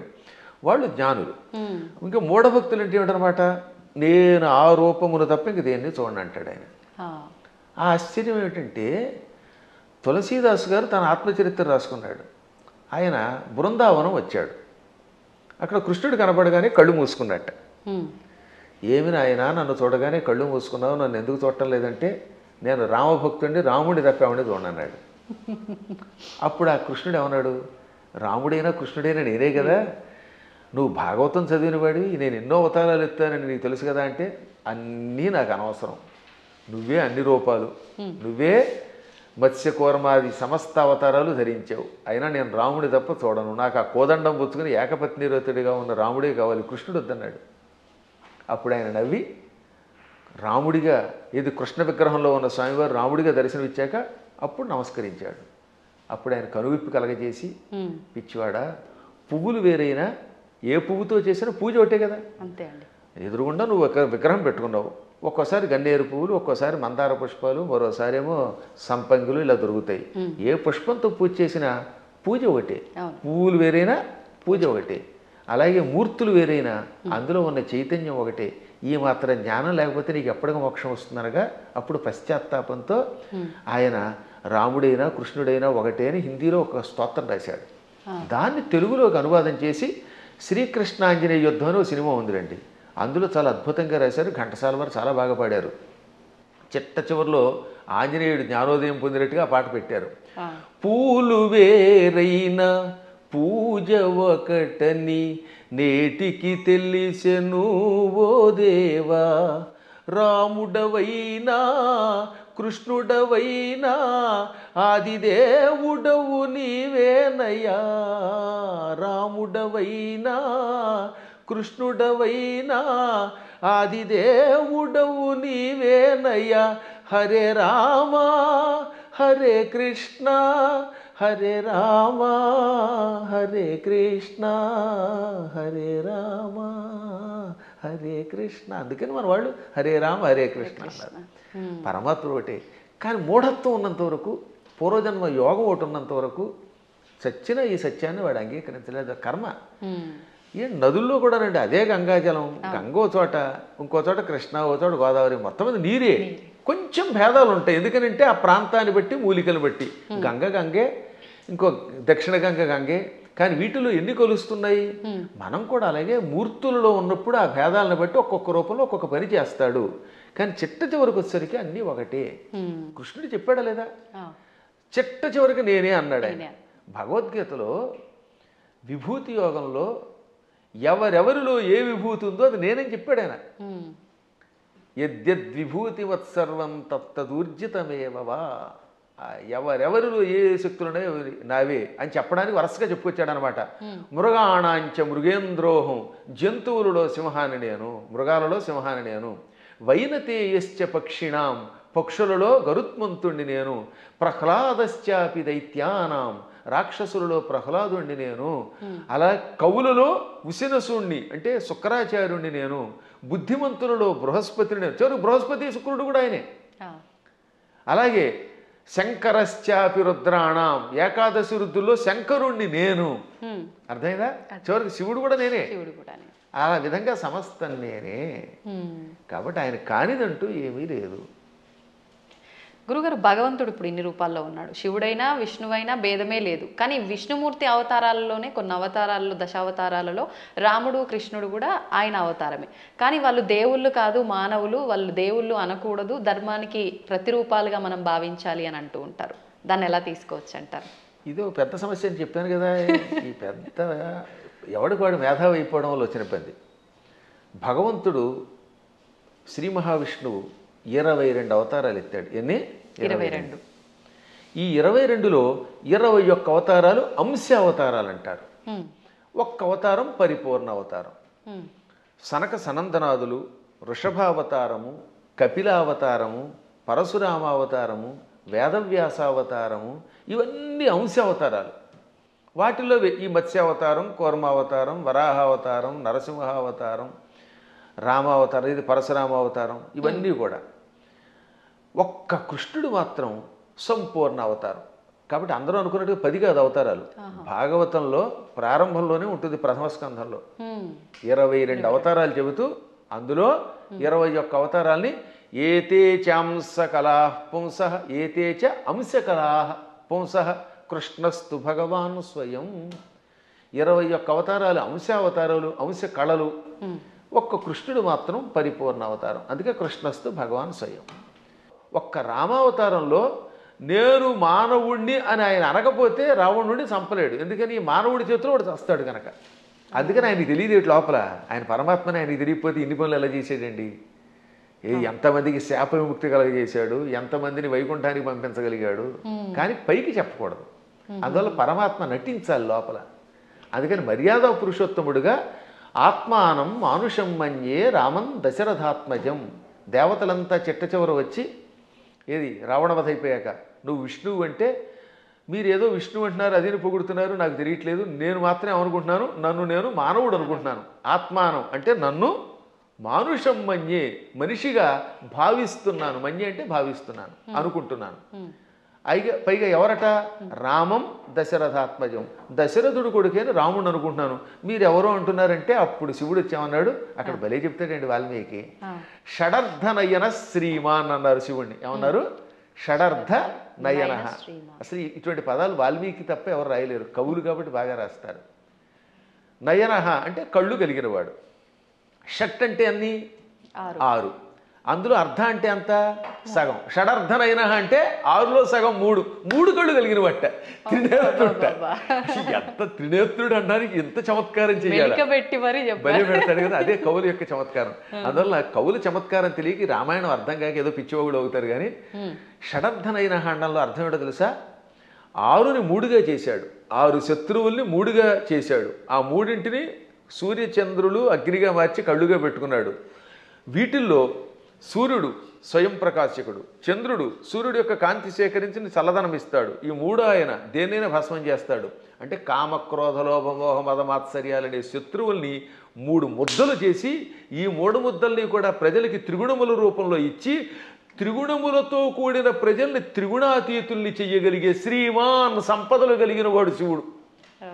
అసలు శివుడి యొక్క వైభవాన్ని, దాని గురించి ఇప్పుడు మీకు ధర్మ సందేహాల్లో కాబట్టి క్లుప్తంగా చెబుతున్నాను. కానీ దీనికి ఎంతో వ్యాఖ్య చేయొచ్చు. అటువంటి శివుడు, నాయన నువ్వు సాక్షాత్తు విష్ణువువి, దేవతలంతా ప్రార్థించటం వల్ల రాముడిగా అవతరించి దుష్ట శిక్షణ శిష్టరక్షణ చేసావు తప్ప సామాన్యుడు కాదు అని చెబితే దశరథుడు మళ్ళీ వచ్చి ఆయన్ని స్తుతించాడు, బ్రహ్మాదులు స్తుతించారు. అప్పుడు అర్థం అవట్లేదా ఆయన సాక్షాత్తు స్వామిని? కాబట్టి అవేమో ఏదో మానవ అవతారాలంటే ఎలా ఒప్పుకుంటాం? మానవుడిగా అవతరించి మానవుడిగా నటించి ధర్మమును లోకమునికి ఇచ్చిన ఆది విష్ణువు. అది మర్చిపోకూడదు మనం. మళ్ళీ మనకి ఇలాంటి అనుమానాలు మనకి రాకుండా, రాముడు నేను మానవుడన్నా మనకు అనుమానం రాకుండా ఉండడానికి శివుడు మొదలైన వాళ్ళకే చెప్పించాడు. చిట్ట చివర పట్టాభిషేకంలో ఏం చెప్పాడు వాల్మీకి? ఆదిదేవో మహాబాహు హరిర్నారాయణ ప్రభు సాక్షాద్రామో రఘుశ్రేష్ఠ శేషో లక్ష్మణ ఉచ్యతే. ఇది పట్టాభిషేకంలో చిట్ట చివరి శ్లోకాలు. ఆదిదేవుడు, మహావీరుడు, సాక్షాత్తు విష్ణువు, ఆయనే రాముడిగా పుట్టుకొచ్చాడు. ఆయన విశేషణాలు: ఆదిదేవ, మహాబాహు, సాక్షాత్ నారాయణ ప్రభు, రామ రఘుశ్రేష్ఠ. ఎన్ని విశేషణాలు చూడండి. మళ్ళీ ఆ శ్లోకాలు 1-2 సార్లు వినాలి. ఆదిదేవో మహాబాహురు హరిరి నారాయణ ప్రభు సాక్షాత్ రామ రఘుశ్రేష్ఠ. ఆదిదేవుడు, మహాబాహుడు అంటే పరాక్రమవంతుడు, హరి నారాయణుడు, సమస్త లోకాలకి ప్రభువు, ఆయనే సాక్షాత్తు రాముడు. శేష లక్ష్మణ ఉచ్యతే, ఆదిశేషుడే లక్ష్మణుడు అని పిలువబడ్డాడు. కాబట్టి ఇంకెక్కడ స్పష్టమైపోయిందా? అయినా సరే రాముడు కాదు ఉట్టి మనిషి అంటాడు అనుకోండి, అది వాడి కర్మ. గడ్డి పరకలు తినేవాళ్ళు అలాంటి మాటలు మాట్లాడతారు, అజ్ఞానంతో మాట్లాడేవాళ్ళు అలా మాట్లాడతారు. కానీ మనకి తెలుసు, అందుకే రామనామాన్ని ఇప్పటికి కూడా మనం స్మరించి గుడి కట్టి పూజిస్తున్నాం. అందువల్ల ఆయన ఏం చేశాడు, ఎలా చేశాడో తెలుసుకోవాలి, రాముడిలాగా నడుచుకోవడానికి ప్రయత్నించాలి. ఇంకా కృష్ణుడు చెప్పడమే ప్రారంభంలోనే విశ్వరూపంతో పుట్టుకొచ్చాడు. అసలు పుట్టడమే విశ్వరూపం. ఆ తర్వాత వెళ్ళి చిన్నపిల్లవాడు ఎన్నో లీలలు, అణువణువునా లీలలే. ఎన్ని చూపించాడో లీలలు లెక్కలేదు. ఒకసారి ఏమో మామూలుగా నేను చిన్నపిల్లాడిని అంటాడు, నాకు పెద్దవాళ్ళు మీరు దండం పెట్టడం ఏమిటంటాడు అని వెంటనే గోవర్ధన పర్వతం ఎత్తుతాడు. ఇది అక్రూరుడు వచ్చాడులేండి. అక్రూరుడు రాగానే, అక్రూరా నేను 8 ఏళ్ల బాలుణ్ణి, నువ్వేమో 40 ఏళ్ల వాడివి, నువ్వు పెద్దవాడివి, నాకు నమస్కారం చేయటం ఏమిటి అనగానే కాసేపు ఆయన భ్రమలో పడ్డాడు. వెంటనే వెళ్ళి యమునా నదిలో తన విశ్వరూపం చూపించాడు. వెంటనే తాను మరిచిపోయి స్తోత్రం చేసి, నేను పెద్దాడిని ఏంటి, నువ్వు పిల్లవాడు ఏమిటి, సమస్త లోకాలకి నువ్వే తండ్రి బాబోయ్ అన్నాడు ఆయన. ఇన్ని లీలలు చూపించిన పరమాత్ముడు. ఇటువంటి వాళ్ళు మనుషులు అంటే ఆ అన్నవాళ్ళ యొక్క విచక్షణ వదిలేయాలి తప్ప ఇంక మనం ఏం అనలేమంతే. గురుగారు, అంటే ఇది అంటే మూర్ఖంగా ఉంటుందేమో ప్రశ్న, కానీ మీరు ఇప్పుడు చెప్పిన దాంట్లోంచి నాకు అనిపించింది, అంటే ఆయన భగవంతుడే మానవుడిగా ఉండి మానవుడిగా నటించి ఆయన చేయాల్సిన కార్యం చెయ్యాలి అని చెప్పి, అంటే ఒక రకంగా ఇక్కడ వాళ్ళ అసలుని దాచేసి ఇంకో రూపంలో వచ్చి కార్యాన్ని నిర్వర్తించాలి అక్కడ. మోసం చేసినట్టేనేమో, అంటే మన మానవుల భాషలో భగవంతుడే మోసం చేశాడు, మరి నేనెందుకు చేయకూడదు, నేను మోసం చేస్తే తప్పంటారు, ఇది అధర్మం అంటారు అనొచ్చు కదండి, దానికి ఏం చెప్తారు? ఇప్పుడు మీరు మోసం చేశారు అనుకుందాం, కాసేపు ఎవరిదో బ్యాంక్ అకౌంట్లో హ్యాక్ చేసి డబ్బులు లాగేశారు, అందుకే ఈ మధ్య నా అకౌంట్లో ఎవరికి ఇవ్వట్లేదండి. ఇప్పుడు ఇచ్చిన డబ్బుని మళ్ళీ మీరు రెట్టింపు ఇవ్వగలరా? కానీ శ్రీకృష్ణ పరమాత్ముడు కాసేపు మానవుళ్ళ నటించి కాసేపు మాయ చేశాడు, ఆ తర్వాత వాళ్ళని తీసుకెళ్ళి రక్షించాడు లేదా? వాళ్ళ గురువు గారిని కాసేపు నేను సామాన్య బాలుణ్ణి అన్నట్టుగా నటింపజేసి కాసేపు మాయపుచ్చాడు, వాళ్ళ అబ్బాయిని బతికించాడు లేదా? అలాగే గోపాలకులంతా ఉన్నారు అక్కడ, వాళ్ళందరి దగ్గర కాసేపు చిన్నపిల్లాళ్ళలాగా మాయపుచ్చాడు. కానీ కష్టం రాగానే ఇంద్రయాగం ఆపేసిన వెంటనే ఇంద్రుడు వర్షం కురిపించాడు హోరాత్రుడు, అవునా? ఆ సమయంలో గోవర్ధన పర్వతాన్ని కుడి చేత్తో పైకెత్తి వాళ్ళని రక్షించాడు లేదా? చిటికిన వేలుతో ఎత్తలేదు, చిటికిన వేలు, ఇంకేదో బొటన వేలు, వాడి మొహం, ఇలాంటివన్నీ ఎవడికి తోచింది వాడు చెప్తాడు. కరేణైకేన అన్నారు, అంటే ఒక చేత్తో, అది కూడా దక్షిణ హస్తేన, 2 సార్లు వ్యాసుడు రాశాడు. తెలుగులో కూడా గోవర్ధన గిరి ఎత్తెన్ చక్క నొక్క కేలన్ లేలన్ అని పోతన గారు అనువాదం చేశాడు. మళ్ళీ అది ఏ చెయ్యో మనకి తెలియదు కదా, అందుకని తర్వాత పద్యంలో వలకేలదాల్చి అంటే కుడి చేత్తో ఎత్తి విపుల ఛత్రంబుగా బట్టి అన్నాడు, చేత్తో ఎత్తాడు ఆయన. పర్వతాన్ని 7 రోజులు ఎవరెత్తగలరు? అప్పుడు వాళ్ళకి అర్థమైందా లేదా? కాబట్టి పరమాత్ముడు ఎప్పుడు నేను పరమాత్ముడిని భూలోకంలో ఉన్నప్పుడు చూపిస్తే తన లీలలు, అప్పుడు అవతల వాళ్ళు ఈయంతో సన్నిహితంగా మెలగలేరు. ఇప్పుడు మీ పై ఆఫీసర్ ఎప్పుడు స్ట్రిక్ట్గా నేను ఆఫీసర్ అని కూర్చుంటే మీరు ఏం ఉద్యోగం చేస్తారు? ఈ దిక్కుమాలాడు శాడిస్ట్ దొరికాడు అంటారా లేదా? అంటారండి. ఏడిపించేస్తే మీకు స్వేచ్ఛ ఇవ్వాలి. అందువల్ల ఆఫీసర్, బహుశా మీదైనా ఆఫీస్ అనుకుంటున్నాను, నాకు తెలియదు అది. ఒకవేళ ఇతరుల దగ్గర ఉద్యోగం చేస్తే ఆ ఉద్యోగం చేసినంతసేపు అవతల వాడు ప్రేమగా చూడాలి. ఇప్పుడు నా దగ్గర చాలామంది పనిచేస్తున్నారు, అర్చకులు పనిచేస్తున్నారు. నాతో పాటు మీరు చూశారు కదా, నాతో పాటు ఓ సహాయకుడు వస్తాడు రాజు, మా అర్చకులు సాయి మనోజ్ కానీ లేకపోతే పవన్ శర్మ కానీ, వీళ్ళు నన్ను ప్రేమగా తండ్రిలా భావించి కూడా ఉంటున్నారు కాబట్టి ఇంత హాయిగా ఉంటున్నారు. వాళ్ళు ఎందుకు ఖర్చు పెట్టారు, ఎలా చేశారు నేను అడగను, అప్పుడు వాళ్ళు ఇంకా నిజాయితీగా ఉంటారు. అవునండి. ఇంట్లో వంటకి మాకు చిన్నప్పుడు ఒక ఆయన ఉండేవాడు, ఒక హౌస్లో ఉండేవాళ్ళండి. ఆయన కోటీశ్వరుడు, బంగారపు అధిపతి. వంట ఆవిడకి వేరుశనగ గుళ్ళు ఇచ్చి ఎన్ని గుళ్ళు ఖర్చు పెట్టేమని వాడు ఆయన, ఎన్ని గ్రాములు కాదు, 100 గింజలు ఇచ్చి ఈ పూటకి 10 గింజలు, రేపు మళ్ళీ పోపులో 10 గింజలు, 10 మినప గింజలు, 10 శనగ గింజలు ఉన్నారా ఇలాంటి వాళ్ళు? ఉన్నారు. అయ్యో మీ అదృష్టం వల్ల మీకు మంచివాళ్ళు దొరుకుతున్నారమ్మా, నా బొట్టి వాళ్ళు మహానుభావులు దొరుకుతారు కాబట్టి మీకు తెలియట్లేదు. కానీ బయట ఇలాంటి పిసినగొట్లే ఎక్కువ మంది ఉన్నారు. కాబట్టి ఎందుకు చెప్తానంటే ఈ లెక్కలన్నీ అడిగితే ఆ వంట ఆవిడ ఇంట్లో పని చేయగలదా? అస్సలు చేయలేదు. ఆఫీసర్ల దగ్గర మనం ఉద్యోగం చేయగలమా? అందువల్ల ఏమవుతున్నమాట, వాళ్ళు బిగుసుకుపోయి స్ట్రిక్ట్గా ఉండి అనుక్షణం ఏడిపిస్తే మనం చేయలేం. అందుకని పరమాత్మ స్నేహితుడిగా, కొడుకుగా, కొన్ని చోట్ల తండ్రిగా, కొన్ని చోట్ల మిత్రుడిగా, కొంతమందికి భర్తగా, మరికొంతమందికి ఇంకో రకంగా, ఇన్ని రకాలుగా నటించి వాళ్ళల్లో ఒకడై సామాన్యుడిలో ఉన్నాడు. అది ప్రేమగా వాళ్ళతో నటించడం తప్ప మోసం చేయటం కాదు. అలా వాళ్ళతో ప్రేమగా ఉండి వాళ్ళ చేత సేవ చేయించుకుంటూ లేక తాను సేవ చేస్తూ కష్టాలు వచ్చినప్పుడు కష్టాలు తొలగించి కొందరికి మోక్షం ఇచ్చి కొందరికి సంపదించి కాపాడాడు. ఇప్పుడు కుచేలుడు ఉన్నాడు, కుచేలుడికి అడగకుండానే ఇక్కడ నుంచే ఇళ్ళు పంపాడు. స్థలం కొనలేదు, రిజిస్ట్రేషన్ లేదు, మున్సిపాలిటీ వాళ్ళకి ప్లాన్ అప్రూవల్కి పంపడం లేదు. కుచేలుడి దగ్గర గుప్పుడు అడుగులు తినగానే అక్కడ ఆయన ఇంట్లో, కుచేలుడి యొక్క నగరాన్ని ఇప్పుడు పోరుబందర్ అంటారు, గాంధీ గారి కుటుంబానికి దగ్గరలోనే ఉంటుంది అది, ఆ ఆలయం ఎప్పటికి కూడా, అది కుచేలుడి ఇల్లు. 7 అంతస్తుల బిల్డింగ్ ఇచ్చేసాడు. అలా ఇవ్వగలిగితే అప్పుడు మనం చెయ్యాలి. అందువల్ల మనం మోసం చెయ్యడం ఎలాగా అనేది కథల్లో నేర్చుకుంటున్నాం, కానీ ప్రేమ చూపించడం, మహిమలు చూపించడం నేర్చుకోవట్లేదు. కాబట్టి శ్రీకృష్ణ పరమాత్ముడు చేసినట్టుగా మనం ఎక్కడ చేయగలుగుతాం? 16,000 మంది రాజకన్యకల్ని నరకాసురుడు జైల్లో పెట్టి హింసించి మానభంగం చేసి ఏడిపించాడు. పాపం దిక్కు లేకుండా అయిపోయారు. ఆ నరకాసురుడిని చంపాడు. చంపగానే ఆ చెరసాల్లో ఉన్న వాళ్ళంతా బయటకు వచ్చారు. ఇంటికి వెడితే మమ్మల్ని ఆదరించేవాళ్ళు లేరు. కొంతమందిని భర్తల్ని చంపి పట్టుకొచ్చాడు, తల్లిదండ్రులు చంపి కొంతమందిని పట్టుకొచ్చాడు. ఇలా రకరకాలుగా తీసుకొచ్చాడు, అత్యాచారం చేశాడు. ఇప్పుడు ఇంటికి వెడితే ఎవరు ఆదరిస్తారు? భర్తలా రానివ్వరు, తల్లిదండ్రులు ఉన్నారో లేదో తెలియదు, మాకు గౌరవం ఉండదు సంఘంలో. అందుకని మమ్మల్ని రక్షించమని మనస్సులో కోరుకుంటే ఈ 16,000 మందిని ఒకేసారి 16,000 మంటపాలు కట్టించి, 16,000 పెళ్లి మంటపాలు, వేదికలు కట్టించి 16,000 మంది మెడలో ఒకేసారి 16,000 రూపములతో మంగళసూత్రం కట్టి పెళ్లి చేసుకున్నాడు. ఇలా చేయమన్నాడు చూద్దాం ఎవడన్నా? నువ్వు కృష్ణుడిలాగా 16,000 మందిని పెళ్లి చేసుకుంటానంటే 16,000 మందికి ఒకేసారి తాళి కట్టగలవా? ఇన్ని మంటపాలు ఒకేసారి ఏర్పాటు చేయగలవా? అందరి ఇళ్లలో ఉండగలవా? వాళ్ళందరినీ ఇలా గౌరవంతో కాపాడగలవా? చేయలేవు నీ మొహం. అందువల్ల కృష్ణుడితో పోల్చుకోవాలంటే నీ లెవెల్ అలా ఉండాలి. ఇంకొక విషయం చెప్పాలి ఇక్కడ. ఒక రోజున నారదుడు అంతటి వాడికి అనుమానం వచ్చింది. ఇందులో భాగవతంలోనే, మళ్ళీ ఇంకో పురాణం కాదు, భాగవతంలోనే ఒక రోజున నారదునికి కృష్ణుడి మీద అనుమానం వచ్చింది. ఏది ఇంత నిత్యం నారాయణ అని ఆయనకు కూడా మాయ. ఇదే మాయ అంటే. ఇప్పుడు మీరు నా ఎదురుగుండా కూర్చున్నా మీరు అప్పుడప్పుడు నన్ను కూడా సామాన్యుడని ఎలా మాయలో పడిపోతూ ఉంటారో అలాగా కృష్ణ పరమాత్ముడి నామస్మరణం చేసే నారదుడు కూడా కృష్ణుడిని సామాన్యుడు కదా, ఇంతమంది భార్యలతో ఎలా వేగుతున్నాడు, 16,108 మందితో ఎలా వేగుతున్నాడు పరిశీలించాలనిపించింది. ఇది మాయ అంటారు దీన్ని. అందుకని వెంటనే ముందు ఏం చేశాడు, రుక్మిణీ మాత ఇంటికి వెళ్ళాడు. రుక్మిణీదేవి ఇంట్లో ఇద్దరు రుక్మిణీదేవి గదిలో ఒక మంచం మీద కూర్చొని సరదాగా పాచికలు ఆడుకుంటున్నారు, జోదం ఆడుకుంటున్నారు. రావోయ్ నారద అన్నాడు ఆయన.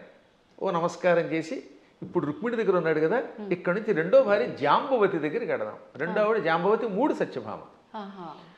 ఎందుకని శమంతకమణిని తీసుకురావడానికి వెళ్ళింది ముందు జాంబవతి దగ్గరికి. జాంబవతిని పెళ్లి చేసుకుని వచ్చాక ఆ తర్వాత సత్రాజిత్తుకి మణిస్తే 3వ భార్య సత్యభామ అయ్యింది. ఇప్పుడు ఏం చేశాడు, రెండో భార్య దగ్గరికి వెళ్ళాడు. అక్కడ కృష్ణుడు కనపడలేదు, జాంబవతి కనపడింది.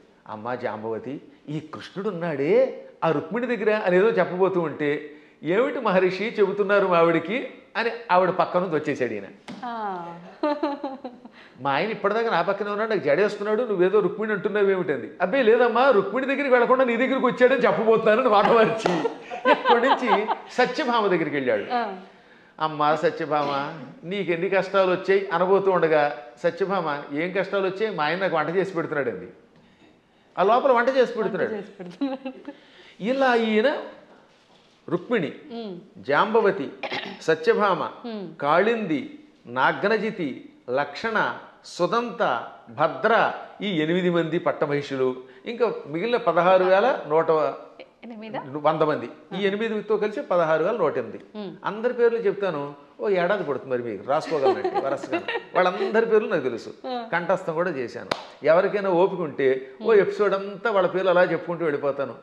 ఒక్కొక్కళ్ళ పేర్లు 2 సుకేసిని, కేసిని, మంజస, సమంజస, పుంజస, ఇలా రకరకాల పేర్లు కొన్ని రిపీట్ అవుతూ ఉంటే కొద్ది తేడా ఉంటాయి. ఎంతమంది ఇళ్లల్లోనూ ఈ నారదుడు వెళ్ళడం, ఒక ఇంట్లో పాలు పితుకుతూ, ఓ చోట పాయసం చేస్తూ, ఓ చోట కాళ్ళు ఒత్తుతూ, ఓ చోట ఏమో ఇంకోటి చేస్తూ, ఓ చోట ఏమో ఇల్లు తుడుస్తూ, ఓ చోట సరదాగా ఆవిడతో పాచికలు ఆడుతూ, ఓ చోట ఏమో ఇంకో బంతి ఆడుతూ, అన్ని చోట్ల కనబడ్డాడు. పిచ్చెక్కిపోయింది నారదునికి. అంతే కదా మరి. ఇది భాగవతంలో నారదుడు కృష్ణుని పరీక్షించుట అనే ఘట్టంతో రాశారు భాగవతంలో. అప్పుడు ఆయనకి జ్ఞానోదయమై, నేను నిరంతర హరినామస్మరణం చేసిన వాడిని, నారాయణుడు సర్వాంతర్యామని తెలుసు. అసలు విష్ణు అనే శబ్దం మనకు అర్థం ఏమిటి, వ్యాపకశీలత్వాత్ విష్ణు, అంతటా వ్యాపించి నిండి ఉన్నవాడు కనుక విష్ణు అని పేరు. ఆయన భక్తుడిని ఆయన ఎక్కడున్నాడు, అక్కడున్నాడా లేదా అని పరిశీలించడం ఏమిటి అని అజ్ఞానంలో పడ్డానని గ్రహించి వెంటనే కాళ్ళ మీద పడి స్తోత్రం చేస్తాడు. అంటే నారదునికే మాయ కలిగితే ఇక మనకి రావడంలో ఆశ్చర్యం ఉంది. కాబట్టి అన్ని చోట్ల ఉంటాడు ఆయన. ఆయన స్థాయిని మనతో పోల్చుకుని ఆయనలా ప్రవర్తిద్దామంటే, పులిని చూసి నక్క వాతలు ఎట్టుకుంటే వాతలు మిగులుతాయి, ఉన్న చర్మం పోతుంది, కానీ పులి మచ్చలు రావు. గురుగారు, ఇప్పుడు మీరు చెప్పిన దాన్ని బట్టి కృష్ణుడు ఆయన భార్యలతో ఉన్నది ఒక ఉదాహరణగా మాకు అర్థమవడం కోసం చెప్పినా అది వినటానికి అయితే చాలా బాగుంది. ప్రస్తుత రోజుల్లో నిజంగా భార్యాభర్తల బంధం అలా లేదని చెప్పాలి. అంటే అందరూ అని కాదు, కొంతమంది ఒక మిత్రుల్లా ఉండాలి అంటే సమయానికి తగ్గట్టుగా ఇద్దరు భార్యాభర్తలు అన్యోన్యంగా అలా ఉండాలి, కానీ అలా ఉండట్లేదు. ఎందుకని అంటారు? ఇప్పుడున్న కారణం ఏంటి చెప్పమంటానమ్మా, అసలు సగం సినిమాలే పాడి చేస్తున్నాయి, కొంత ఇప్పుడు సినిమాలు, మరికొంత మనుష్యులలో ఆర్థిక స్వాతంత్రం వచ్చేసింది. పిల్లల్ని చిన్నప్పటి నుంచి గారంగా పెంచడం తల్లిదండ్రులు చేస్తారు, సందేహం లేకుండా పెంచాలి. కానీ అదే సమయంలో భార్యాభర్తల బంధం ఒకరితో ఒకరు ఎంత జాగ్రత్తగా ఉండాలి, క్షణికోద్రేకాలతో కోపాలు తెచ్చుకొని తిట్టుకోకూడదనేది చిన్నప్పటి నుంచి చెప్పట్లేదు కదా. ఇప్పుడు పూర్వం రుక్మిణీ కృష్ణుల కథ, సీతారాముల కథలు చిన్నప్పటి నుంచి నూరిపోసి ఏదన్నా చిన్న చితక గొడవలు వస్తాయి. భార్యాభర్తలకు తగాదాలు లేకుండా ఎలా ఉంటాయి. సతీదేవి కూడా శివుడి మాట వినకుండా వెళ్ళిపోయిందా లేదా? ఒక్కసారి సతీదేవి శివుడు వద్దంటున్నా వినిపించుకోకుండా పుట్టింటికి చూడడానికి యజ్ఞానికి వెళ్ళింది, శరీరం విడిచిపెట్టింది. భర్తకు దూరం అయితే చివరికి మిగిలేదు అదే. డబ్బు సంపాదించవచ్చు, నువ్వు ఇంకేదైనా పలుకుబడితో ఉండొచ్చు, కానీ భార్యాభర్తలు ఇద్దరు ఐకమత్యంతో ఉండడం వల్ల వచ్చే ఆనందం వేరనే కథలు చెప్పేవారు పూర్వం. మా చిన్నప్పుడు ఇలాంటి కథలే చెప్పేవారు. అందువల్లే పూర్వం ఒకసారి పెళ్లి చేసుకుంటే యావత్ జీవితం వాళ్లే దంపతులు. ఇప్పుడు 16 రోజుల పండుగ గడిస్తే గొప్ప. తొలినాడు ఏదో హడావిడి, మలినాడు మడావిడి అన్నట్టుగా అయిపోతుంది. 16 రోజుల తర్వాత మళ్ళీ ఇద్దరు విడిపోతున్నారట. కొట్టుకోవడాలు, తిట్టుకోవడాలు, ఇవన్నీ కొంత తల్లిదండ్రుల యొక్క పెంపకం లోపం, కాల ప్రభావం, మీడియా ప్రభావం అన్నీ ఉన్నాయి, ఒకదాని మీద ఒకటి పడుతున్నాయి. కానీ దైవానుగ్రహం వల్ల మళ్ళీ పూర్వపు లక్షణం వస్తుందని నాకు నమ్మకం. అందువల్ల నా ఉద్దేశంలో చిన్నప్పటి నుంచి పిల్లలకి చక్కని కథలు చెప్పాలి. వస్తాయి తగాదాలు నాయన, కానీ అయినా కలిసి ఉండండి. ఎప్పుడైనా భార్య కోపం వచ్చినప్పుడు భర్త తగ్గాలట, భర్త కోపం వచ్చినప్పుడు భార్య తగ్గాలి. ఈవిడేమో తోసుంటా అంది, ఈవిడ తోసుంటా అన్నాడు, ఇంకేముంది రెచ్చిపోతే కొట్టుకుపోతారు. ఇంకా విడాక్ విడాక్ విడాక్ అయిపోయింది. దీనివల్ల ఏమిటి సాధిస్తున్నారు చివరికి? ఒక్క ఇంట్లో సుఖంగా ఉంటున్నారా? ఇవాళ కలియుగంలో గుండెకాయ లబ్ డబ్ అని కొట్టుకోవడం మానేసింది. పూర్వం గుండెకాయ లబ్ డబ్ అని కొట్టుకునేది, ఇప్పటికీ చేయేస్తే లబ్ డబ్ అని ఉంటుంది. కానీ లబ్బు పోయి డబ్బు డబ్బు డబ్బు అని కొట్టుకుంటుంది. అదొక జబ్బు కింద పట్టుకుంది. దాంతో కుటుంబాలు విచ్ఛిన్నమైపోతున్నాయి. అయినా మా అదృష్టం ఏంటంటే మేము పిల్లలకి చిన్నప్పటి నుంచి వచ్చిన సంస్కారం వల్ల మా పిల్లలు అలాగే చక్కగా కలిసి ఉంటున్నారు, మా అన్నదమ్ముల పిల్లలు కలిసి ఉంటున్నారు. అందువల్ల వీటిని మళ్ళీ ఆదర్శంగా తీసుకోవాలి. ఈ మధ్యన మా పురాణాలు విన్నాక చాలామంది మార్పు చెందుతున్నారు. క్షణికోద్రేకంతో విడిపోతే ఉంది. తల్లిదండ్రుల ప్రేమ పిల్లలకు ఉండదు. ఈ పిల్లలు మళ్ళీ పిశాచాల్లా తయారైపోతారు. వీళ్ళు కొట్టుకుంటారు, హత్యలు చేస్తున్నారు, చస్తారు, బాంబులు వేసుకుంటారు. చివరికి ఏం సుఖం ఒకసారి ఆలోచించండి. అందువల్ల ఐకమత్యంలో భార్యాభర్తలిద్దరూ ఒక అవగాహనకి రావడంలో ఎన్నో లాభాలు ఉన్నాయి. అసలు 3 ముళ్ళు అందుకే పెట్టారు. 3 ముళ్ళు ఏమిటి అనుకుంటారు? ధర్మేచ. ఒక ముడి ఎందుకు వేస్తున్నాడంటే ఈ రోజు నుంచి మన ఇద్దరం కలిసి ధర్మమును ఆచరిద్దాం. ధర్మం కోసం ఒక ముడేట.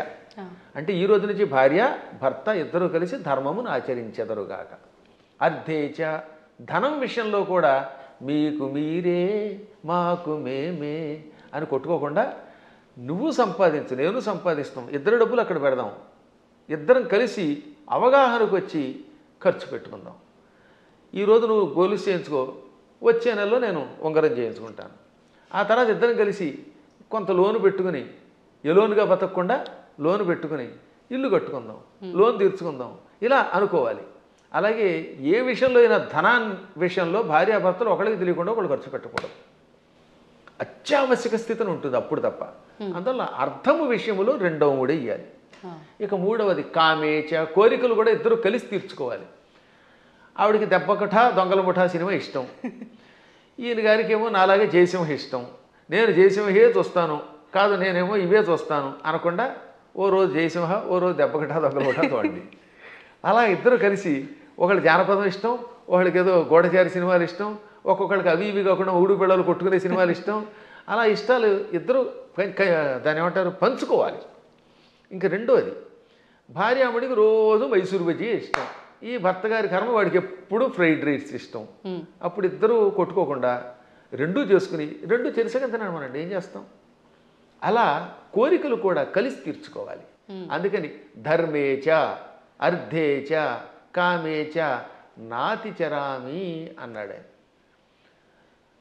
నాతి చరితవ్యం అని పురోహితులు వారు మంత్రం చెబుతారు. అతి చరితవ్యం అంటే దాటి వెళ్ళుట, చెప్పకుండా చేయుట. నా అతి చరితవ్యం అంటే దాటి వెళ్ళను. ధర్మ అర్థకామములలో నీ మాటే వింటాను, నిన్ను దాటి వెళ్ళను అని మంత్రం పురోహితులు వారు చెప్పమనగానే, బ్రహ్మగారు చెప్పమనగానే ఈయన నాతిచరామి అంటాడు. నా అతిచరామి. అతిచరామి అంటే నిన్ను దాటి వెడతాను, నీకు చెప్పకుండా చేస్తాను. నా అతిచరామి కలిస్తే సవర్ణ దీర్ఘసంధి. నా అతి అది నైతత్పురుషం సమాసంలో, అది నాతి అవుతుంది. నాతి చరామి అంటే నిన్ను దాటి వెళ్ళను, నీకు చెప్పకుండా చేయనని ప్రతిజ్ఞ చేస్తున్నాడు మొగుడు. భర్త గారు భార్యామణికి 3 ముళ్ళు వేసి ఏమంటున్నాడు? ధర్మ అర్థకామములలో నిన్ను దాటి వెళ్ళను, నీకు చెప్పకుండా చేయనని ప్రతిజ్ఞ చేశాడు. ఆవిడ ఆనందపడిపోయి ఆహనా భర్త ఎంట అనుకుంటోంది. ఇంకా ఆ మాట మీద ఆయన నిలబడాలి, ఈవిడ నిలబడాలి. అప్పుడు ఎంత బాగుంటుందండి. పెద్దవాళ్ళు ఇంట్లో ఉండకుండా తరివేస్తే ఏమిటి లాభం? తల్లిదండ్రుల్ని పూజించడం, అత్తమామల్ని పూజించడం వల్ల పెద్దవాళ్ళు ఒక అండ. వాళ్ళు అలాగే ఉండాలి. మూర్ఖత్వంతో కోడల మీద పెత్తనం చేయకూడదు. ఈ రోజులో పెత్తనం ఎవడు ఒప్పుకుంటాడు? మీరు ₹1,00,00,000 జీతం ఇచ్చినా సరే ఒక్కరోజు ఏదన్నా అంటే వాళ్ళకి మండిపోతుంది. నేను చూశాను కదా, మన దగ్గర పనిచేసే అసిస్టెంట్లకి ఇచ్చినంతకాలమే ఆనందం. ఎప్పుడన్నా ఎరా ఈ పూట ఎందుకు అగరత్ వెలిగించలేదంటే నేను ఎందుకు వెలిగించాలని అంటాడు వాడు. ఎవరి మాట ఎవరు వింటలేదమ్మా. మేము చూస్తున్నా, నాకంటే మీకు బాగా తెలుస్తుంది. ఎందుకంటే మేము కొంచెం పురాణం రంగంలో ఉంటాం. మా దగ్గరకు వచ్చిన వాడు ఎక్కడికి పోడు. కానీ మీరు చూస్తారు ఛానల్స్ ఉన్నాయనుకుందాం. ఛానల్స్లో పైవాడు ఏదనంటే మర్నాడే ఉద్యోగం మానేడు ఇంకో ఛానల్. ఇది కాదు అది, అది కాదు ఇది. బోల్డ్ స్టూడియోలు, బోల్డ్ యూట్యూబ్లు, బోల్డ్ యూట్యూబ్లు ఎవడో వినడం. అలాంటి చోట కొంచెం జాగ్రత్తగా అవగాహనతో ఉండాలి. అప్పుడు కుటుంబాలు నిలబడతాయి, పిల్లలు బాగుపడతారు. మన పిల్లల కోసమైనా బాగుపడద్దా? గురుగారు, ఇప్పుడు మీరు ఇందాకే అన్నారు, నేను మళ్ళీ ఆ ప్రశ్నే అడుగుతున్నాను.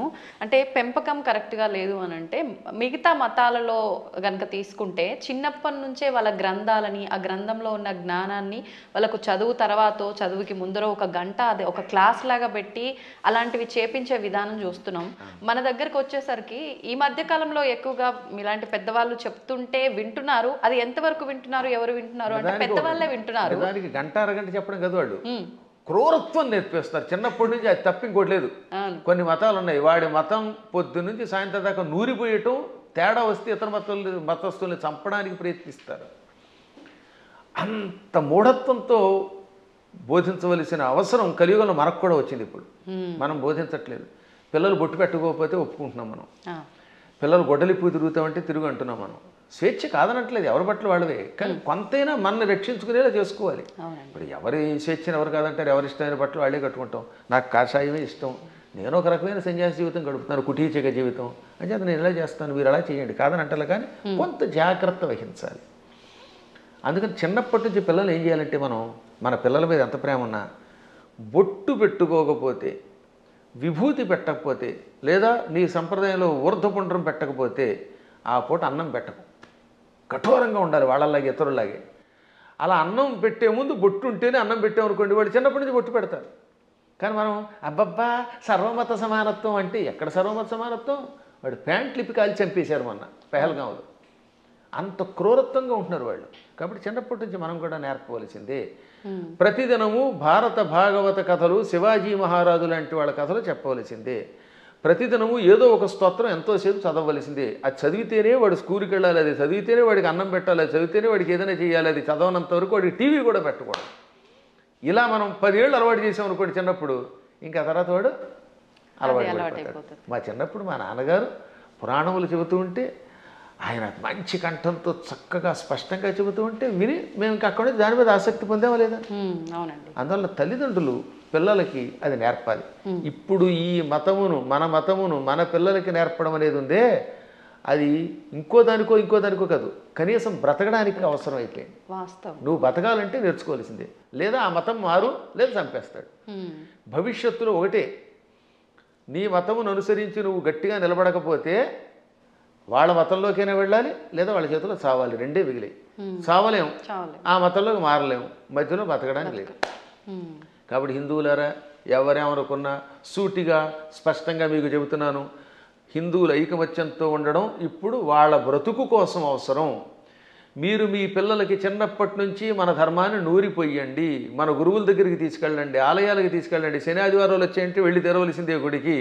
మీ పిల్లలకి బొట్టు పెట్టుకోకపోతే, రామ అనకపోతే, కృష్ణ అనకపోతే, శివ అనకపోతే అన్నం పెట్టకండి. అలా నేర్పకపోతే భవిష్యత్తులో మీకు ఏ విధమైన దిక్కు ఉండదు, మిమ్మల్ని రక్షించేవాడు లేడు. బాగుపడతారా? నా మాట వినండి, లేదా పొండి కర్మపుణ్యము పాలై అని ఎంత గట్టిగానో చెబుతున్నానమ్మా. ఇటువంటివి చాలా అవసరం. ఇవాళ మీ బొట్టి వాళ్ళు ఇంకా ఈ ధర్మాన్ని ప్రోత్సహిస్తున్నారు కనుక. గురుగారు, ఇప్పుడు మీరు చెప్పారు బొట్టు పెట్టుకోమని మీ పిల్లలకు నేర్పండి అని. ఇప్పుడు మా జనరేషన్ వాళ్ళని తీసుకుంటే మీరు చెప్పేవి వింటే మాకు కొన్ని అర్థమవుతాయి, కొన్ని అంతవరకే మాత్రమే తెలుసు, మాకు ఆ జ్ఞానం మాత్రమే, దానికి ముందర వెనక ఇంకేముందనేది తెలియదు. ఇప్పుడు అన్నారు బొట్టు పెట్టుకోవాలమ్మా, అది మన ధర్మం అని చెప్పి, నేను వెళ్ళి ఇప్పుడు అదే సేమ్ నా పిల్లలకి చెప్పాను అనుకోండి, అవును బొట్టు పెట్టుకోవడం మన హిందూ ధర్మంలో ఉంది, అసలు ఎందుకు పెట్టుకోవాలి, దాని వెనకాల రీజన్ ఏంటి అడిగితే మా బోటి వల్ల అసలు మేము చెప్పలేకపోతున్నాము. ముందు ఒకటి చెప్పండి వాళ్ళకి. ఇప్పుడు ఆ పెహల్గాంలో ఎందుకు కాల్ చేశారు? వాళ్ళ మతంలో లేరని, అంతేనా? దానికి ఏమన్నా రీజన్ ఉందా? ఇప్పుడు నువ్వు బొట్టు పెట్టుకుంటూ ఇలా ఐకమత్యంతో 10 మంది కలిసి ఉండకపోతే రేపు పొద్దున్న నువ్వు మా వాడివి కాదని చంపేస్తారు. కాబట్టి ఒకటి ముందు మన ధర్మం బతకడానికి అవసరం చెప్పండి. రెండవది ఈ కనుబొమ్మల మధ్యలో బొట్టు పెట్టుకుంటే ఒకటి అందం. ఇప్పుడు మీరు ఆ కాస్త బొట్టు తీసేసి ఉంటే మీ మొహం చూడలేం, అదో రకంగా కనపడతారు, పిశాచపు మొహంలో ఉంటుంది. బొట్టు పెట్టుకుంటే సౌందర్యం. తర్వాత ఈ కనుబొమ్మల మధ్యలో జ్ఞాపక శక్తి పెంచడానికి చాలా ఉపయోగపడుతుంది. రోజు నిత్యం ఈ చూపుడు వేలుతోటి బొట్టు పెట్టుకోగా ఒత్తిడికి జ్ఞాపక శక్తి పెరుగు, చురుకుతనం పెరుగుతుంది. కొంతకాలం అబ్జర్వ్ చేయండి మీరే. ఇప్పుడంటే కెమికల్స్ వచ్చాయి, స్టిక్కర్స్ వచ్చాయి, కానీ పూర్వం కుంకుమ అంటే కుంకుమ పెట్టుకుంటే దానివల్ల ఆడవాళ్ళలో ఒక రకమైన జ్ఞాపక శక్తి, ఇంట్లో ఏ మూల ఏ వస్తువు పెట్టినామో వాళ్ళు గుర్తున్నట్టుగా ఎవరికి ఉండదు. పోపుల డబ్బాలో ఫలానా దాంట్లో కందిపప్పు ఉంది, ఫలానా దాంట్లో పెసరపప్పు ఉంది, ఆవాలు ఉన్నాయని ఎలా గుర్తుపెట్టుకున్నారమ్మా వాళ్ళు అవధానులు. మేము పద్యాలు గుర్తుపెట్టుకున్నట్టుగా అది బొట్టు వల్లే వస్తుంది. జుట్టు చక్కగా కొబ్బరి నూనె రాసుకుని దువ్వుకుంటూ ఉంటే జుట్టు ఊడిపోకుండా ఉంటుంది. ఇప్పుడు కొబ్బరి నూనె ఎందుకు రాసుకోవాలంటున్నారు? అందుకని కొబ్బరి లేదు, రబ్బరి లేదు, శుభ్రంగా నున్నగా అయిపోతుంది. దానికోసం బోడి ఖర్చు పెడుతున్నారు. అవునా? కాబట్టి పేలు పట్టకుండా ఆరోగ్యంగా ఉండదు, తలనొప్పి తగ్గుతుంది. ఇప్పుడు మీకు తలనొప్పులు ఎక్కువ ఎందుకు వస్తున్నాయి అంటే కేవలం నూనె రాసుకోకపోవటం, వారానికి ఒకసారి కుంకుడుకాయలతో తలంటుకుపోవడం వల్ల హెడ్ఏకులు వచ్చి దానికోసం మందులు వాడి, ఈ మందుల వల్ల ఇంకో రోగం వచ్చి మోకాలు నొప్పి వచ్చి, మోచేయి నొప్పి వచ్చి గట్టిగా నడవలేరు, కూర్చోలేరు. అందుకని లిఫ్ట్లు పెట్టవలసి వస్తుంది. మేము పైకి కిందకి 4 అంతస్తులు రోజుకి 8 సార్లు దిగుతున్నాను. నేను ఇంతవరకు లిఫ్ట్ ఎక్కలేదు తెలుసా? ఇప్పుడు మీరు పైకి వచ్చిన ఈ భవనంలో నేను ఇంతవరకు లిఫ్ట్ ఎక్కలేదు ఒక్కనాడు కూడా. నేను ఒకడికి లిఫ్ట్ ఇవ్వాలి కానీ నాకు ఒకటి లిఫ్ట్ ఇవ్వడం ఏమిటి యంత్రం? అందువల్ల నేను నడిచి వస్తున్నాను. అది కారణం ఏంటంటే తలంటుకోవటం, కొబ్బరి నూనె రాసుకోవటం, ఒంటికి అప్పుడప్పుడు తైలమర్దనం చేసుకుని శుభ్రంగా అభ్యంగన స్నానం చేయటం, బొట్టు పెట్టుకోవడం, ఈ సంప్రదాయాలు ఆరోగ్యాన్ని ఇస్తాయి. మన సంప్రదాయాలన్నీ ఆరోగ్య సూత్రాలే. మన తలలో ఉన్నటువంటి బ్యాక్టీరియాని చంపి ఆ చేదు, కుంకుడు చేదు బట్టతలు రాకుండా కాపాడుతుంది. రెగ్యులర్గా కుంకుడుకాయతో వారానికి 2 సార్లు ఒకసారి స్నానం చేయండి, జుట్టు వస్తుంది. షాంపూలు పెట్టండి, వెంటనే ముందు తెల్లని రంగు క్యాంప్ వేస్తుంది షాంపూ వల్ల, అందుకే తెల్లబడిపోతాయి. ఆ తర్వాత ఈ తెలుపు బాగు చేయడానికి మళ్ళీ రంగు వేయాలి. ఆ రంగు వేసేసరికి మొత్తం జుట్టు ఊడిపోయి చుట్టూతో 4 వెంట్రుకలు దానికి రంగు వేయటం, లేదా మళ్ళీ విగ్గులు పెట్టుకోవడం, ఎన్ని గొడవలు వస్తున్నాయి. కాబట్టి మన సంప్రదాయంలో అన్ని ఆరోగ్యానికి పనికొచ్చేవి. అయినా కొన్ని విషయాల్లో ఇంకెందుకు అడగకూడదండి. నేను ఎందుకు పుట్టానంటే ఏం చెబుతావు? మనం పుట్టామా లేదా? ఆ పుట్టడానికి మన కారణం మన చేతిలో లేదు. అది మన కర్మ ఏది ఉందో మనకు తెలియదు.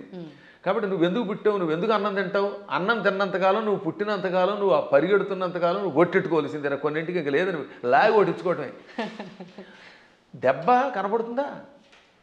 దేవుడు ఎక్కడున్నాడో చూపించమని అడిగట్టు వెనకడికి. లింగ పురాణంలో ఒక నాస్తికుడు వచ్చి దేవుడు లేడు, ఉంటే చూపించన్నట్ట. వెంటనే గురువుగారు లాగి గోపేదుడు కొట్టాడు. బాబోయ్ అన్నాడు. ఏం బాబోయ్ ఎందుకు అన్నావు అంటే బాధ అన్నాడు. ఏది బాధ చూపించన్నాడు. లాగి గోపేద కొడితే బాధ కలిగింది అన్నాడు. బాధ ఏది చూపించంటే బాధ ఎలా చూపిస్తామండి, లోపల ఉంటుందన్నట్ట. అలాగే దేవుడు కూడా అంతటా ఉన్నాడురా. ఈ బాధలో, ఆనందంలో, వెలుతురులో, జలంలో ఉన్నది ఆ చైతన్యమే. అది లేకుండా పుట్టావు. లేకపోతే ఎముకల పోగు, ఆ ఎముకల పోగు మీద మళ్ళీ రకరకాల నరాలు, ఆ నరాలను అంటి పెట్టుకుని చీము, నెత్తురు, మాంసం, కండరాలు, మోకాళ్ళల్లో గుజ్జు, మా చేతుల్లో గుజ్జు, కళ్ళల్లో, గుడ్లల్లో చూపు, ఇవన్నీ పెట్టి పైన చర్మం పెట్టి ఓ సౌందర్యం ఇచ్చాడు ఈ శరీరానికి. ఒక్కసారి ఆశ్చర్యంగా ఉంటుంది మనకి. దీని కింద ఎన్ని నాడులు, మనం తిన్న అన్నం గిలకొట్టబడి జీర్ణమై రక్తంగా మారుతుందా, ఆ రక్తం వీటన్నిటికుండా ప్రవహిస్తున్నదా. అసలు ఎంత అద్భుతమైన యంత్రం. ఈ యంత్రాన్ని ఇంకెవడన్నా రీప్లేస్ చేయగలడా? మోకాళ్ళ చెప్పులు మారిస్తే ఒరిజినాలిటీ ఎక్కడ ఉంటుంది? వంగలేవు, కూర్చోలేవు నువ్వు. ఈ ముక్కు మారిస్తే దీంట్లో ఉన్న ఉండవు. ఇటువంటి శరీరం ఒక్కసారి స్తంభించిపోతే ఎందుకు పనికి రాకుండా అయిపోతే అది ఎందుకు పనికి రాకుండా కుళ్ళిపోతుంది. మళ్ళీ దీన్ని కుళ్ళిపోయి పాడైపోవడానికి వీలుగా లోపల బ్యాక్టీరియా పెట్టాడు. పురుగులు వచ్చి తగలబెట్టకపోతే, కాల్చకపోతే, ఈ శరీరం కొంతకాలం అలా మూలండిపోతే లోపల కొత్త పురుగులు పుట్టి దీన్ని తినేసి మళ్ళీ అవి నాశనం అయిపోతాయి. శుద్ధి చేసి వెళ్ళిపోతుంది. అటువంటి ఈ అస్థిపంజరాన్ని, దీని మీద ఇన్ని రకాలైన విశేషాలని పెట్టి సృష్టి కొంతకాలం నడిపిస్తూ మళ్ళీ వీడు వెళ్ళిపోయాక ఎక్కడికి వెళ్ళాడో తెలియకుండా చేసే అపూర్వమైన ఆ అద్భుత దివ్యశక్తే పరమాత్మ అంటే. కాబట్టి వాడు అంతటా ఉన్నాడు. పిల్లలకి పిడివాదం కాకుండా చిన్నప్పటి నుంచి కనుక నేర్పితే 8 ఏళ్ళు వచ్చాక మనం నేర్పలేము. బై బర్త్ చిన్నప్పటి నుంచి బొట్టు, బొట్టు, కట్టు, వాడికి స్తోత్రాలు నేర్పాలి.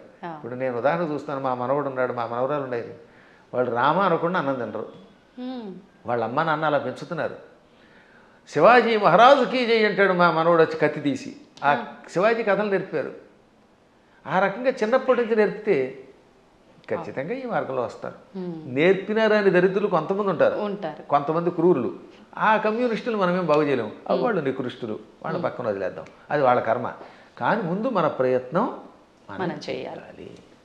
గురుగారు, ఇప్పుడు మీరు ఇందాక అన్నట్టుగా పిసినారి కానివ్వండి, ఇలాంటి మూర్ఖులు నాస్తికులు కానివ్వండి, ఇదంతా అంటే వాళ్ళ కర్మను బట్టే వచ్చారు అనుకోవచ్చా? మరి లేదు అంటే ఇప్పుడు మీరు చెప్పినట్టుగా పెంపక లోపము అలా కూడా అనుకోవచ్చా? దీనిలో చాలా పనిచేస్తాయి. పెంపకంలో కొంత లోపం, వాళ్ళ పూర్వకర్మలు కొన్ని, చుట్టుపక్కల వాతావరణం కొన్ని, పరిస్థితులు కొన్ని, ఇవన్నీ కర్మల యొక్క ఫలితాలు. అందుకే కొంతవరకు మనం మన ప్రభావంతో మార్చొచ్చండి. చెప్పగా కొంత మారుతారు, అంతా మారదు. కానీ అలాగే కొన్ని చూడగా ఎప్పటికో కొంతమంది మారుతారు. కొన్ని పుట్టుకతో వచ్చే దరిద్ర లక్షణాలు ఉంటే అవి చచ్చేదాకా మారవు. అందుకే వాటిని ఏమంటారు? నైసర్గికములు అంటారు. నిసర్గ అంటే బై బర్త్ వచ్చేదాన్ని. పూర్వం మీరు ఎప్పుడన్నా సోషల్ స్టడీస్ చదివితే భారతదేశానికి నైసర్గికంగా హద్దులే ఉన్నాయి అంటే ఏంటి? సహజంగా ఏర్పడినవి అని అర్థం. కాబట్టి నిసర్గ అంటే పుట్టుకతో వచ్చే సహజ లక్షణము. అటువంటి లక్షణాలకి అన్నీ పోవుగానే కొంతవరకు మార్చచ్చు. నాస్తికులు కూడా చివరిలో మారిన వాళ్ళు లేరు. కొంతమంది పేరు కమ్యూనిస్టులు, మా ఆవిడ రమ్మందండి అని వెళ్ళి ఏడుకొండల దగ్గరికి వెళ్ళడం. అందువల్ల వాళ్ళ ఆవిడ రమ్మన్నా కదా, వీడికి లోపల ఎంతో కొంత భయం ఉంటుంది. దొంగ కనపడ్డావు, అది సంఘంలో ఒకసారి అందులోకి వెళ్ళాక ముద్ర ఎంచుకుని దానికోసం అలా ఏడుస్తారు. కానీ లోపల వాళ్ళకి పీకుతుందమ్మా. ఇంతెందుకు, నేను ఎరిగి నాతో క్లాస్మేట్ ఉండేవాడు, పక్కా కమ్యూనిస్ట్ అనేవాడు. ఓ రోజు గుండు కొట్టించుకొచ్చాడు. ఏమిటంటే తిరుపతి వెళ్ళాట. ఎందుకంటే ప్రపంచ నాస్తిక సభలు దిగ్విజయం అయితే గుండు కొట్టించుకుంటానన్నట్ట. అది వ్యవహారం. కాబట్టి ఇలాంటి వాళ్ళు కూడా ఉంటారు. అది పూర్వం ఒక సామెత ఉండేది, round at stage, flat at home అని. అంటే భూమి గుండ్రంగా ఉందనేమో వేదిక వచ్చి చెప్తాట, ఇంట్లోకి వచ్చాక లేదు బల్లపరుపుగా ఉందంటాట. అంటే ఇంట్లో ఒకటి బయట ఒకటి అనమాట. బయట 4 తోటేమో round at stage, flat at home అని మా చిన్నప్పుడు సామెత ఉండేది. ఇది వేదికల మీద పూర్వం ఇంగ్లీష్లో మాట్లాడేవారు కదా, వాళ్ళు ఇలా మాట్లాడేవారు అనమాట. అప్పట్లో ఇంగ్లీష్ వాళ్ళ టైంలో అంతా ఇంగ్లీషే ఉపన్యాసం. ఆ ఉపన్యాసాల్లో చిలకవర్తి లక్ష్మీ నరసింహం గారి దగ్గరికి ఒక ఆయన వచ్చాడు. ఆయన పేరు బిపిన్ చంద్రపాల్. బిపిన్ చంద్రపాల్ ఉపన్యాసంలో మాట ఇప్పుడే చెప్పింది.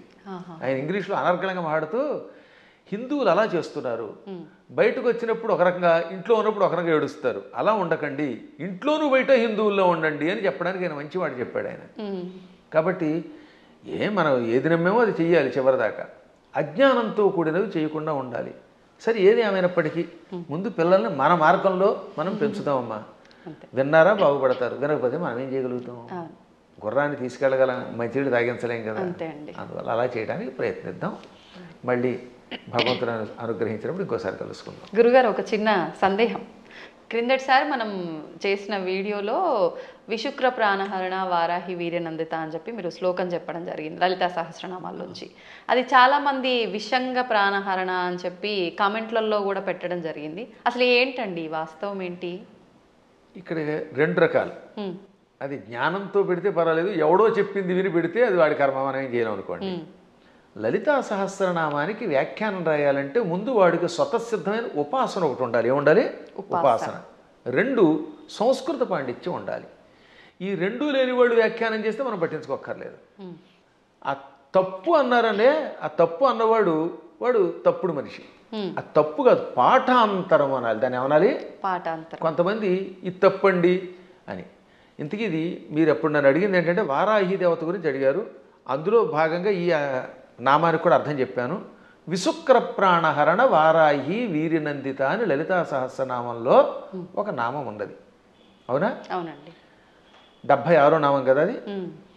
నామం సంఖ్య మనం పెద్దగా అంతగా పట్టించుకోకలేదు. 76. 76. అయితే గురువు గారికి జ్ఞాపశక్తి బాగానే ఉంది. దానికి ముందు మంత్రిణ్యంబా విరచిత విషంగ వధతోషిత. దీనిలో కొంతమంది పాఠాంతరంలో ఏమన్నారు, అందుకే అన్యత్రేణ అంటాడు అక్కడ.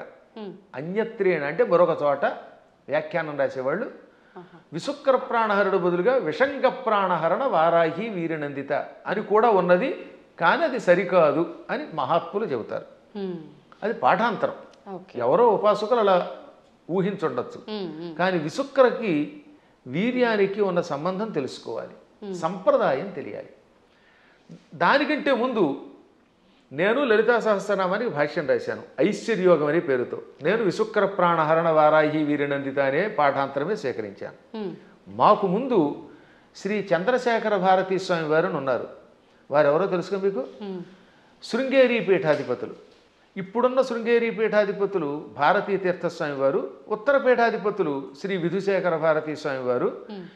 ఈ భారతీ తీర్థస్వామి వారికి ముందు అభినవ తీర్థ మహాస్వామి వారు ఉండేవారు. వారికి ముందు శ్రీ చంద్రశేఖర భారతీ స్వామి వారు. అర్థమైందా?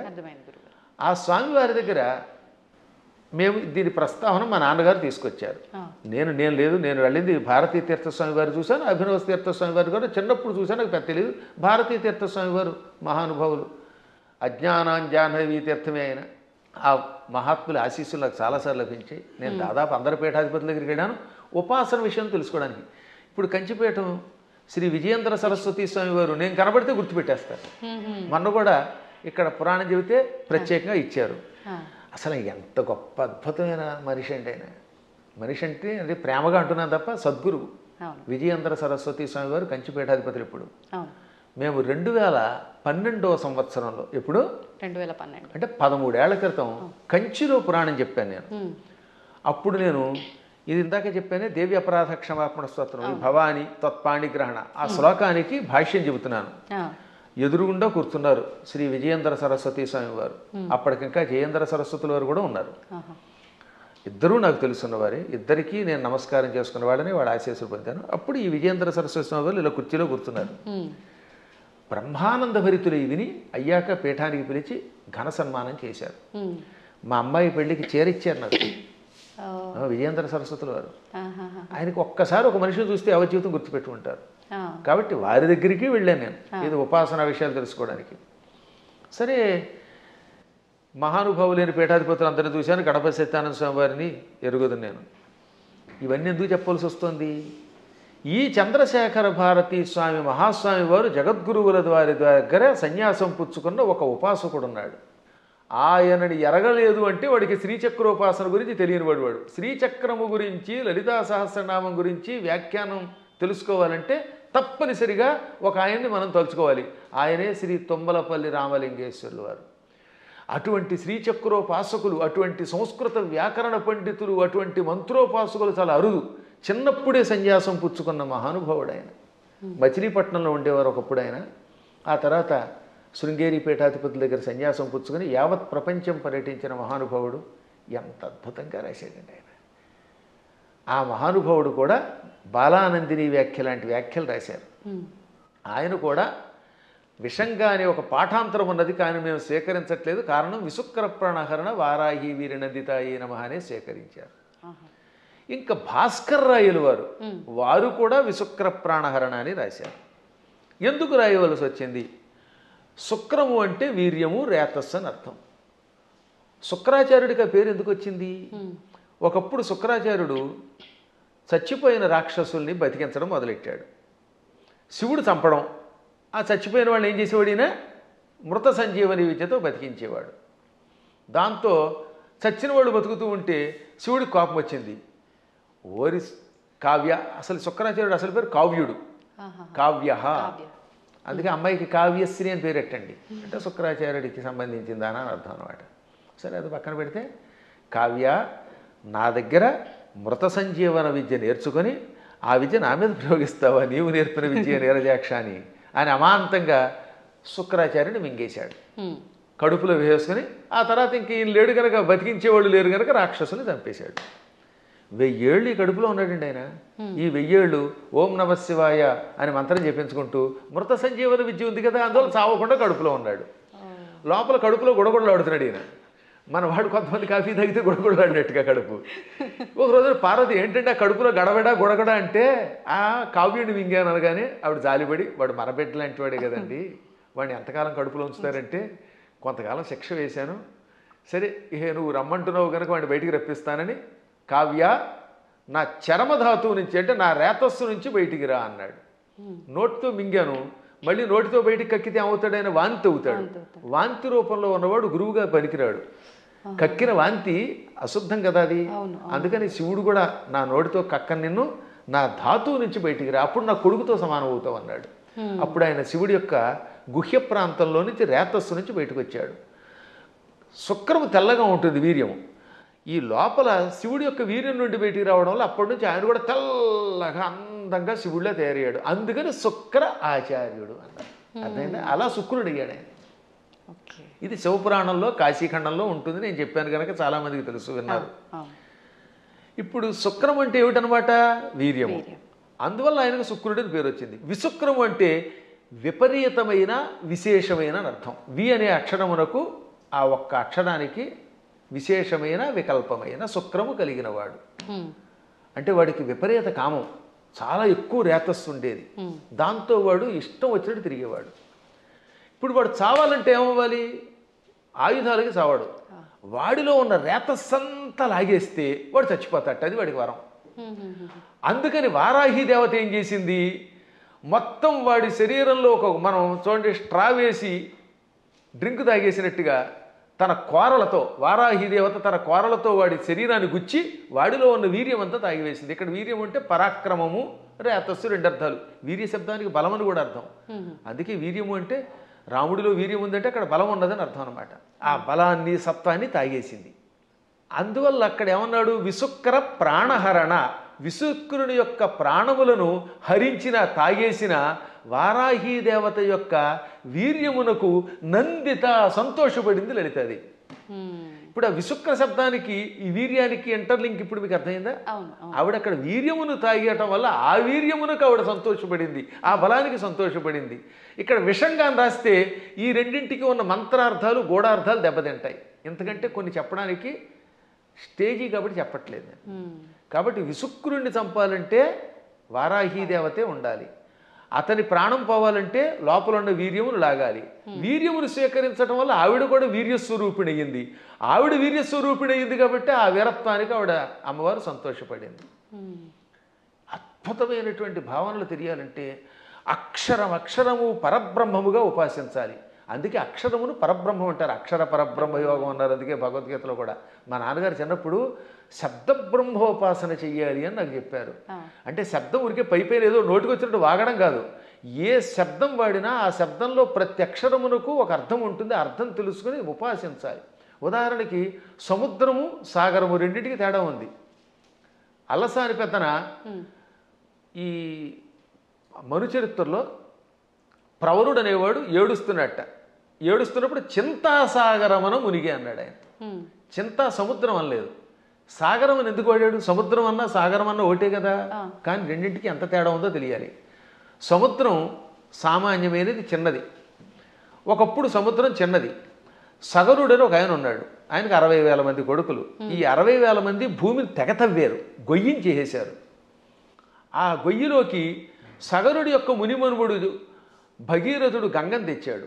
ఆ గంగ అందులో పడింది. దాంతో చిన్నగా ఉన్న సముద్రం ఈ సగరు పుత్రుల వల్ల తవ్వబడి ఆ సగరుని యొక్క మునిమనువుడు తెచ్చిన గంగతో పెద్దదయ్యి విశాలమైపోయింది. ఇవాళ చూస్తున్నంత పెద్దదయ్యింది. చిన్నదిగా ఉన్నప్పుడు సముద్రం, విశాలమైపోతే ఏమవుతుందన్నమాట? డెవలప్ చేయబడితే సాగరం. అందుకని అక్కడ అప్రాప్రియేట్ వర్డ్ ఏంటనమాట? దుఃఖం అలా పుట్టి సముద్రం ఎలా అయితే సాగరం అయ్యిందో అలా వ్యాప్తి చెందింది కనుక చింతా సాగరం అన్నాడు ఆయన. ఊరికే తోచిన పదం వాడేయకూడదు. అక్కడ మేము కావ్యాల్లో వాడేటప్పుడు అంత జాగ్రత్తగా వాడతాం.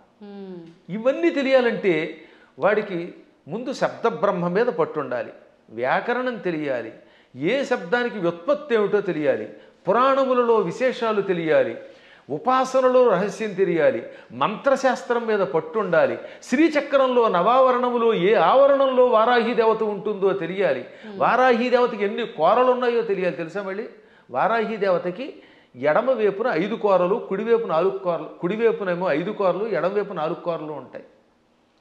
9 కోరలు ఉంటాయి లోపల. అది కూడా తెలియదు కొంతమందికి. అన్ని మామూలుగా దంతాలు వేస్తారు. ఈ వైపు 5, అందులో ఒకటి ఇలా వంగి ఉండాలి, ఒకటి పైకి రంపంలో ఉండాలి, ఈ వైపు 4 ఉండాలి. ఈ కోరలతో ఉన్న వారాహి దేవతను ఉపాసిస్తేనే సక్రమంగా పనిచేస్తుంది. ఆ 9 కోరలే శ్రీచక్రంలో నవావరణ పూజ. అవే నవరంధ్రాలన్నీ మనకి శుద్ధి చేసి పెడతాయి. అక్కడ ఈ వారాహి దేవతకి ఒక్కొక్క దానికి ఒక్కొక్క బీజం ఉంది 9 కూరలకి అనమాట. అందుకే వారాహి వీర్య నందిత ఎయి అనంటే ఒకసారి ఎన్ని అక్షరాలు ఉన్నాయి? వారాహి వీర్య నందిత ఎయి 9. అదనమాట. ఇప్పుడు అర్థమైందా? ఆ 9 కూరలు. వారాహి వీర్య 5, నందితాయి ఇక్కడ. ఇక కంఠస్థానంలో నమః అనే అక్షరం బీజం ఇక్కడ చేరుతుంది వారాహి దేవతకి. ఓంకారం మూర్ధంలో ఉంటుంది. అందుకని ఓం వారాహి వీర్య నందితాయి నమః. మళ్ళీ వీటితో పాటు ముక్కులు, చెవులు, రంధ్రాల్లో ఓం ఐం హ్రీం శ్రీం అనే బీజములు, విశుక్ర ప్రాణహరణ వారాహి వీరినందితాయి. అంటే ఆకారం వేసేటప్పుడు ఏ బీజం ఎక్కడ వేయాలో వేసి, ఏ కూరలు ఎక్కడ వేయాలో, ఎక్కడ ఏ బీజం ఉందో తెలుసుకుని ఉపాసన చేయాలి. ఇంత ఉపాసన తెలియకుండా తొందరపడిపోయి పాఠాంతరం అనే శబ్దాన్ని తప్పుగా ఉచ్చరించారు అన్నారంటే అది ఎంత ప్రమాదం. అందుకే స్టేట్మెంట్ ఇవ్వడానికి ముందు నీ అర్హత తెలుసుకో. వాస్తవం. లేదా ఫలానా చోటండి పరమాచార్యులు వారు ఇక్కడ పాఠాంతరం ఉందని చెప్పారండి, లేకపోతే ఇంకొక ఆయన ఎవరో ఇలా పాఠాంతరం ఉందని చెప్పారండి, తుమ్మలపల్లి వారు కూడా పాఠాంతరం ఉందనే చెప్పారు, లేదా ఇంకో పెద్ద ఆయన చెప్పారండి అని చెప్పాలి. పాఠాంతరం అనాలి, అక్కడ తప్పనకూడదు. అలాగే ఇప్పుడు ఇక్కడ మనకి దక్షిణాదిలో మంత్రానికి ఒక స్వరం ఉంటుంది, ఒక్కొక్క దానికి ఒక్కొక్కటి ఉంటుంది అనమాట. రాజాధిరాజాయ ప్రసహ్య సాహినే నమో వయం వై శ్రవణాయ కుర్మహే సమే కామాన్ కామకామాయ మహ్యం కామేశ్వరో వై శ్రవణో దధాతు అని చెప్పాలి. ఈ మంత్రం మంది. ఇదే ఉత్తర భారత్లో రాజాధిరాజాయ ప్రసహ్య సాహినే నమో వయం వై శ్రవణాయ అని ఒక గొలుసు కట్టు స్వరం ఉంటుంది. కాబట్టి వాళ్ళు వేద పండితులే, వాళ్ళకి ఆ స్వరంతో నేర్పారు. ఇక్కడ మనకి దక్షిణ భారత్లో ఇది నేర్పారు. కాబట్టి ఇప్పుడు మనం ఇది విని అది తప్పు అంటామా, వాళ్ళు అది విని మనది తప్పు అనాలా? వాళ్ళ గురు పరంపరలో ఆ స్వరంతో ఉడుతుంది. స్వరాలు చాలా ఉన్నాయి. ఇలా స్వరాలు తప్పు అని చెప్పడం వల్లే ఒకప్పుడు పరాశరుడు అంతటి వాడు మళ్ళీ తపస్సు చేయవలసి వచ్చింది. ఆంజనేయుడి యొక్క కథలు ఉంటాయి పరాశర సంహితలో. అందులో ధ్వజదత్తుడు అనేవాడు స్వరాన్ని పక్కవాడిని నీతి తప్పు అని ఆక్షేపిస్తే, స్వరం తప్పు కాదురా, వాళ్ళ సంప్రదాయంలో ఆ శాఖలో ఆ రకమైన స్వరం ఉంటుంది, నువ్వు ఆక్షేపించావు కనుక వచ్చే జన్మలో దరిద్రుడివై పుట్టు అని గురువుగారు చెప్పిస్తే దరిద్రుడై పుట్టాడు వాడు. ఎంత తేడా ఉందో ఆలోచించండి. అందుకని నేను ఎప్పుడు తప్పని అన్ను, పాఠాంతరంలో అలా ఉంది. సరే పూర్తిగా తప్పు చెబితే అది వేరే విషయం. శాస్త్రం అనలేరు కొంతమంది. శాస్త్రం ఏం చెబుతోందంటే అంటాడు. అంటే శాకి సాకి తేడా తెలియదు వాడికి. సా అనేది దంత్యం, శా అనేది తాళవ్యం. శాస్త్రం అనకుండా శాస్త్రం అంటే ఏం బాగుంటుంది? ఇప్పుడు మన వాళ్ళకి తెలుగు చెప్పక్కర్లే. పెళ్ళి అనమంటే పెళ్ళి, పెళ్ళి. వెళ్ళి అనమంటే వెళ్ళి, వెళ్ళి అంటే ప్రవాహం అని అర్థం అమ్మా. వెళ్ళి రండి అంటే అక్కడ ఇక్కడ నుంచి ఇంకో చోటకి ప్రయాణం అవ్వండి అని. అదే వెళ్ళి అంటే ప్రవాహం. పాల వెళ్ళి అంటే పాల యొక్క ప్రవాహం, క్షీర సముద్రం అని అర్థం. పాల వెళ్ళి అంటే ఏమిటనుకుంటున్నారు అర్థం? క్షీర సముద్రం అని అర్థం, క్షీరసాగరం. కాబట్టి వెళ్ళి రండి అంటే పొంగెత్తి నీళ్లతో ముంచండి అని అర్థం. మమ్మల్ని ముంచండి అని మీరే చెప్తారు, నా కొంప ముంచండి అని. కాబట్టి వెళ్ళి పెళ్ళి అంటే ఎంత అసహ్యంగా ఉంటుంది. వెళ్ళి అనలేక ఉచ్చారణ రాదు, ఏ శబ్దం ఎలా పలకాలో తెలియదు, మంత్రశాస్త్ర నియమాలు తెలియవు, ఎవడు పడితే వాడు స్టేట్మెంట్ ఇస్తేలాగా. ఎంత గట్టిగా ఎందుకు చెబుతానంటే, ఇంక మీదటైనా పిచ్చి పిచ్చిగా ఇలాంటి వాటిల్లో వింటున్నప్పుడు పిచ్చి కామెంట్లు పెట్టకండి, దానివల్ల నాశనం అవుతారు. తెలిస్తే తెలిసినట్టు పెట్టండి. లేదా మాకు అనుమానం ఉందండి, ఎవరి దగ్గర నా తప్పు అంటారేమిటి, ప్రతివాడు తప్పు అనడానికి. అందువల్ల లలితా సహస్రనామంలో అనేక భాష్యములు ఉన్నాయి. మేము కూడా ఐశ్వర్యయోగం అనే అద్భుతమైనటువంటి ఒక భాష్యం గణపతి సచ్చిదానంద స్వామి వారి యొక్క ఆశీస్సులతో రాసి పెట్టాం. దాన్ని భారతీ తీర్థ మహాస్వామి వారు కూడా సంతోషించి అంగీకరించి పీఠికిచ్చారు. హేమాహేమీరైన జగద్గురువుల యొక్క అనుమతితో రాసినటువంటి గ్రంథాలు.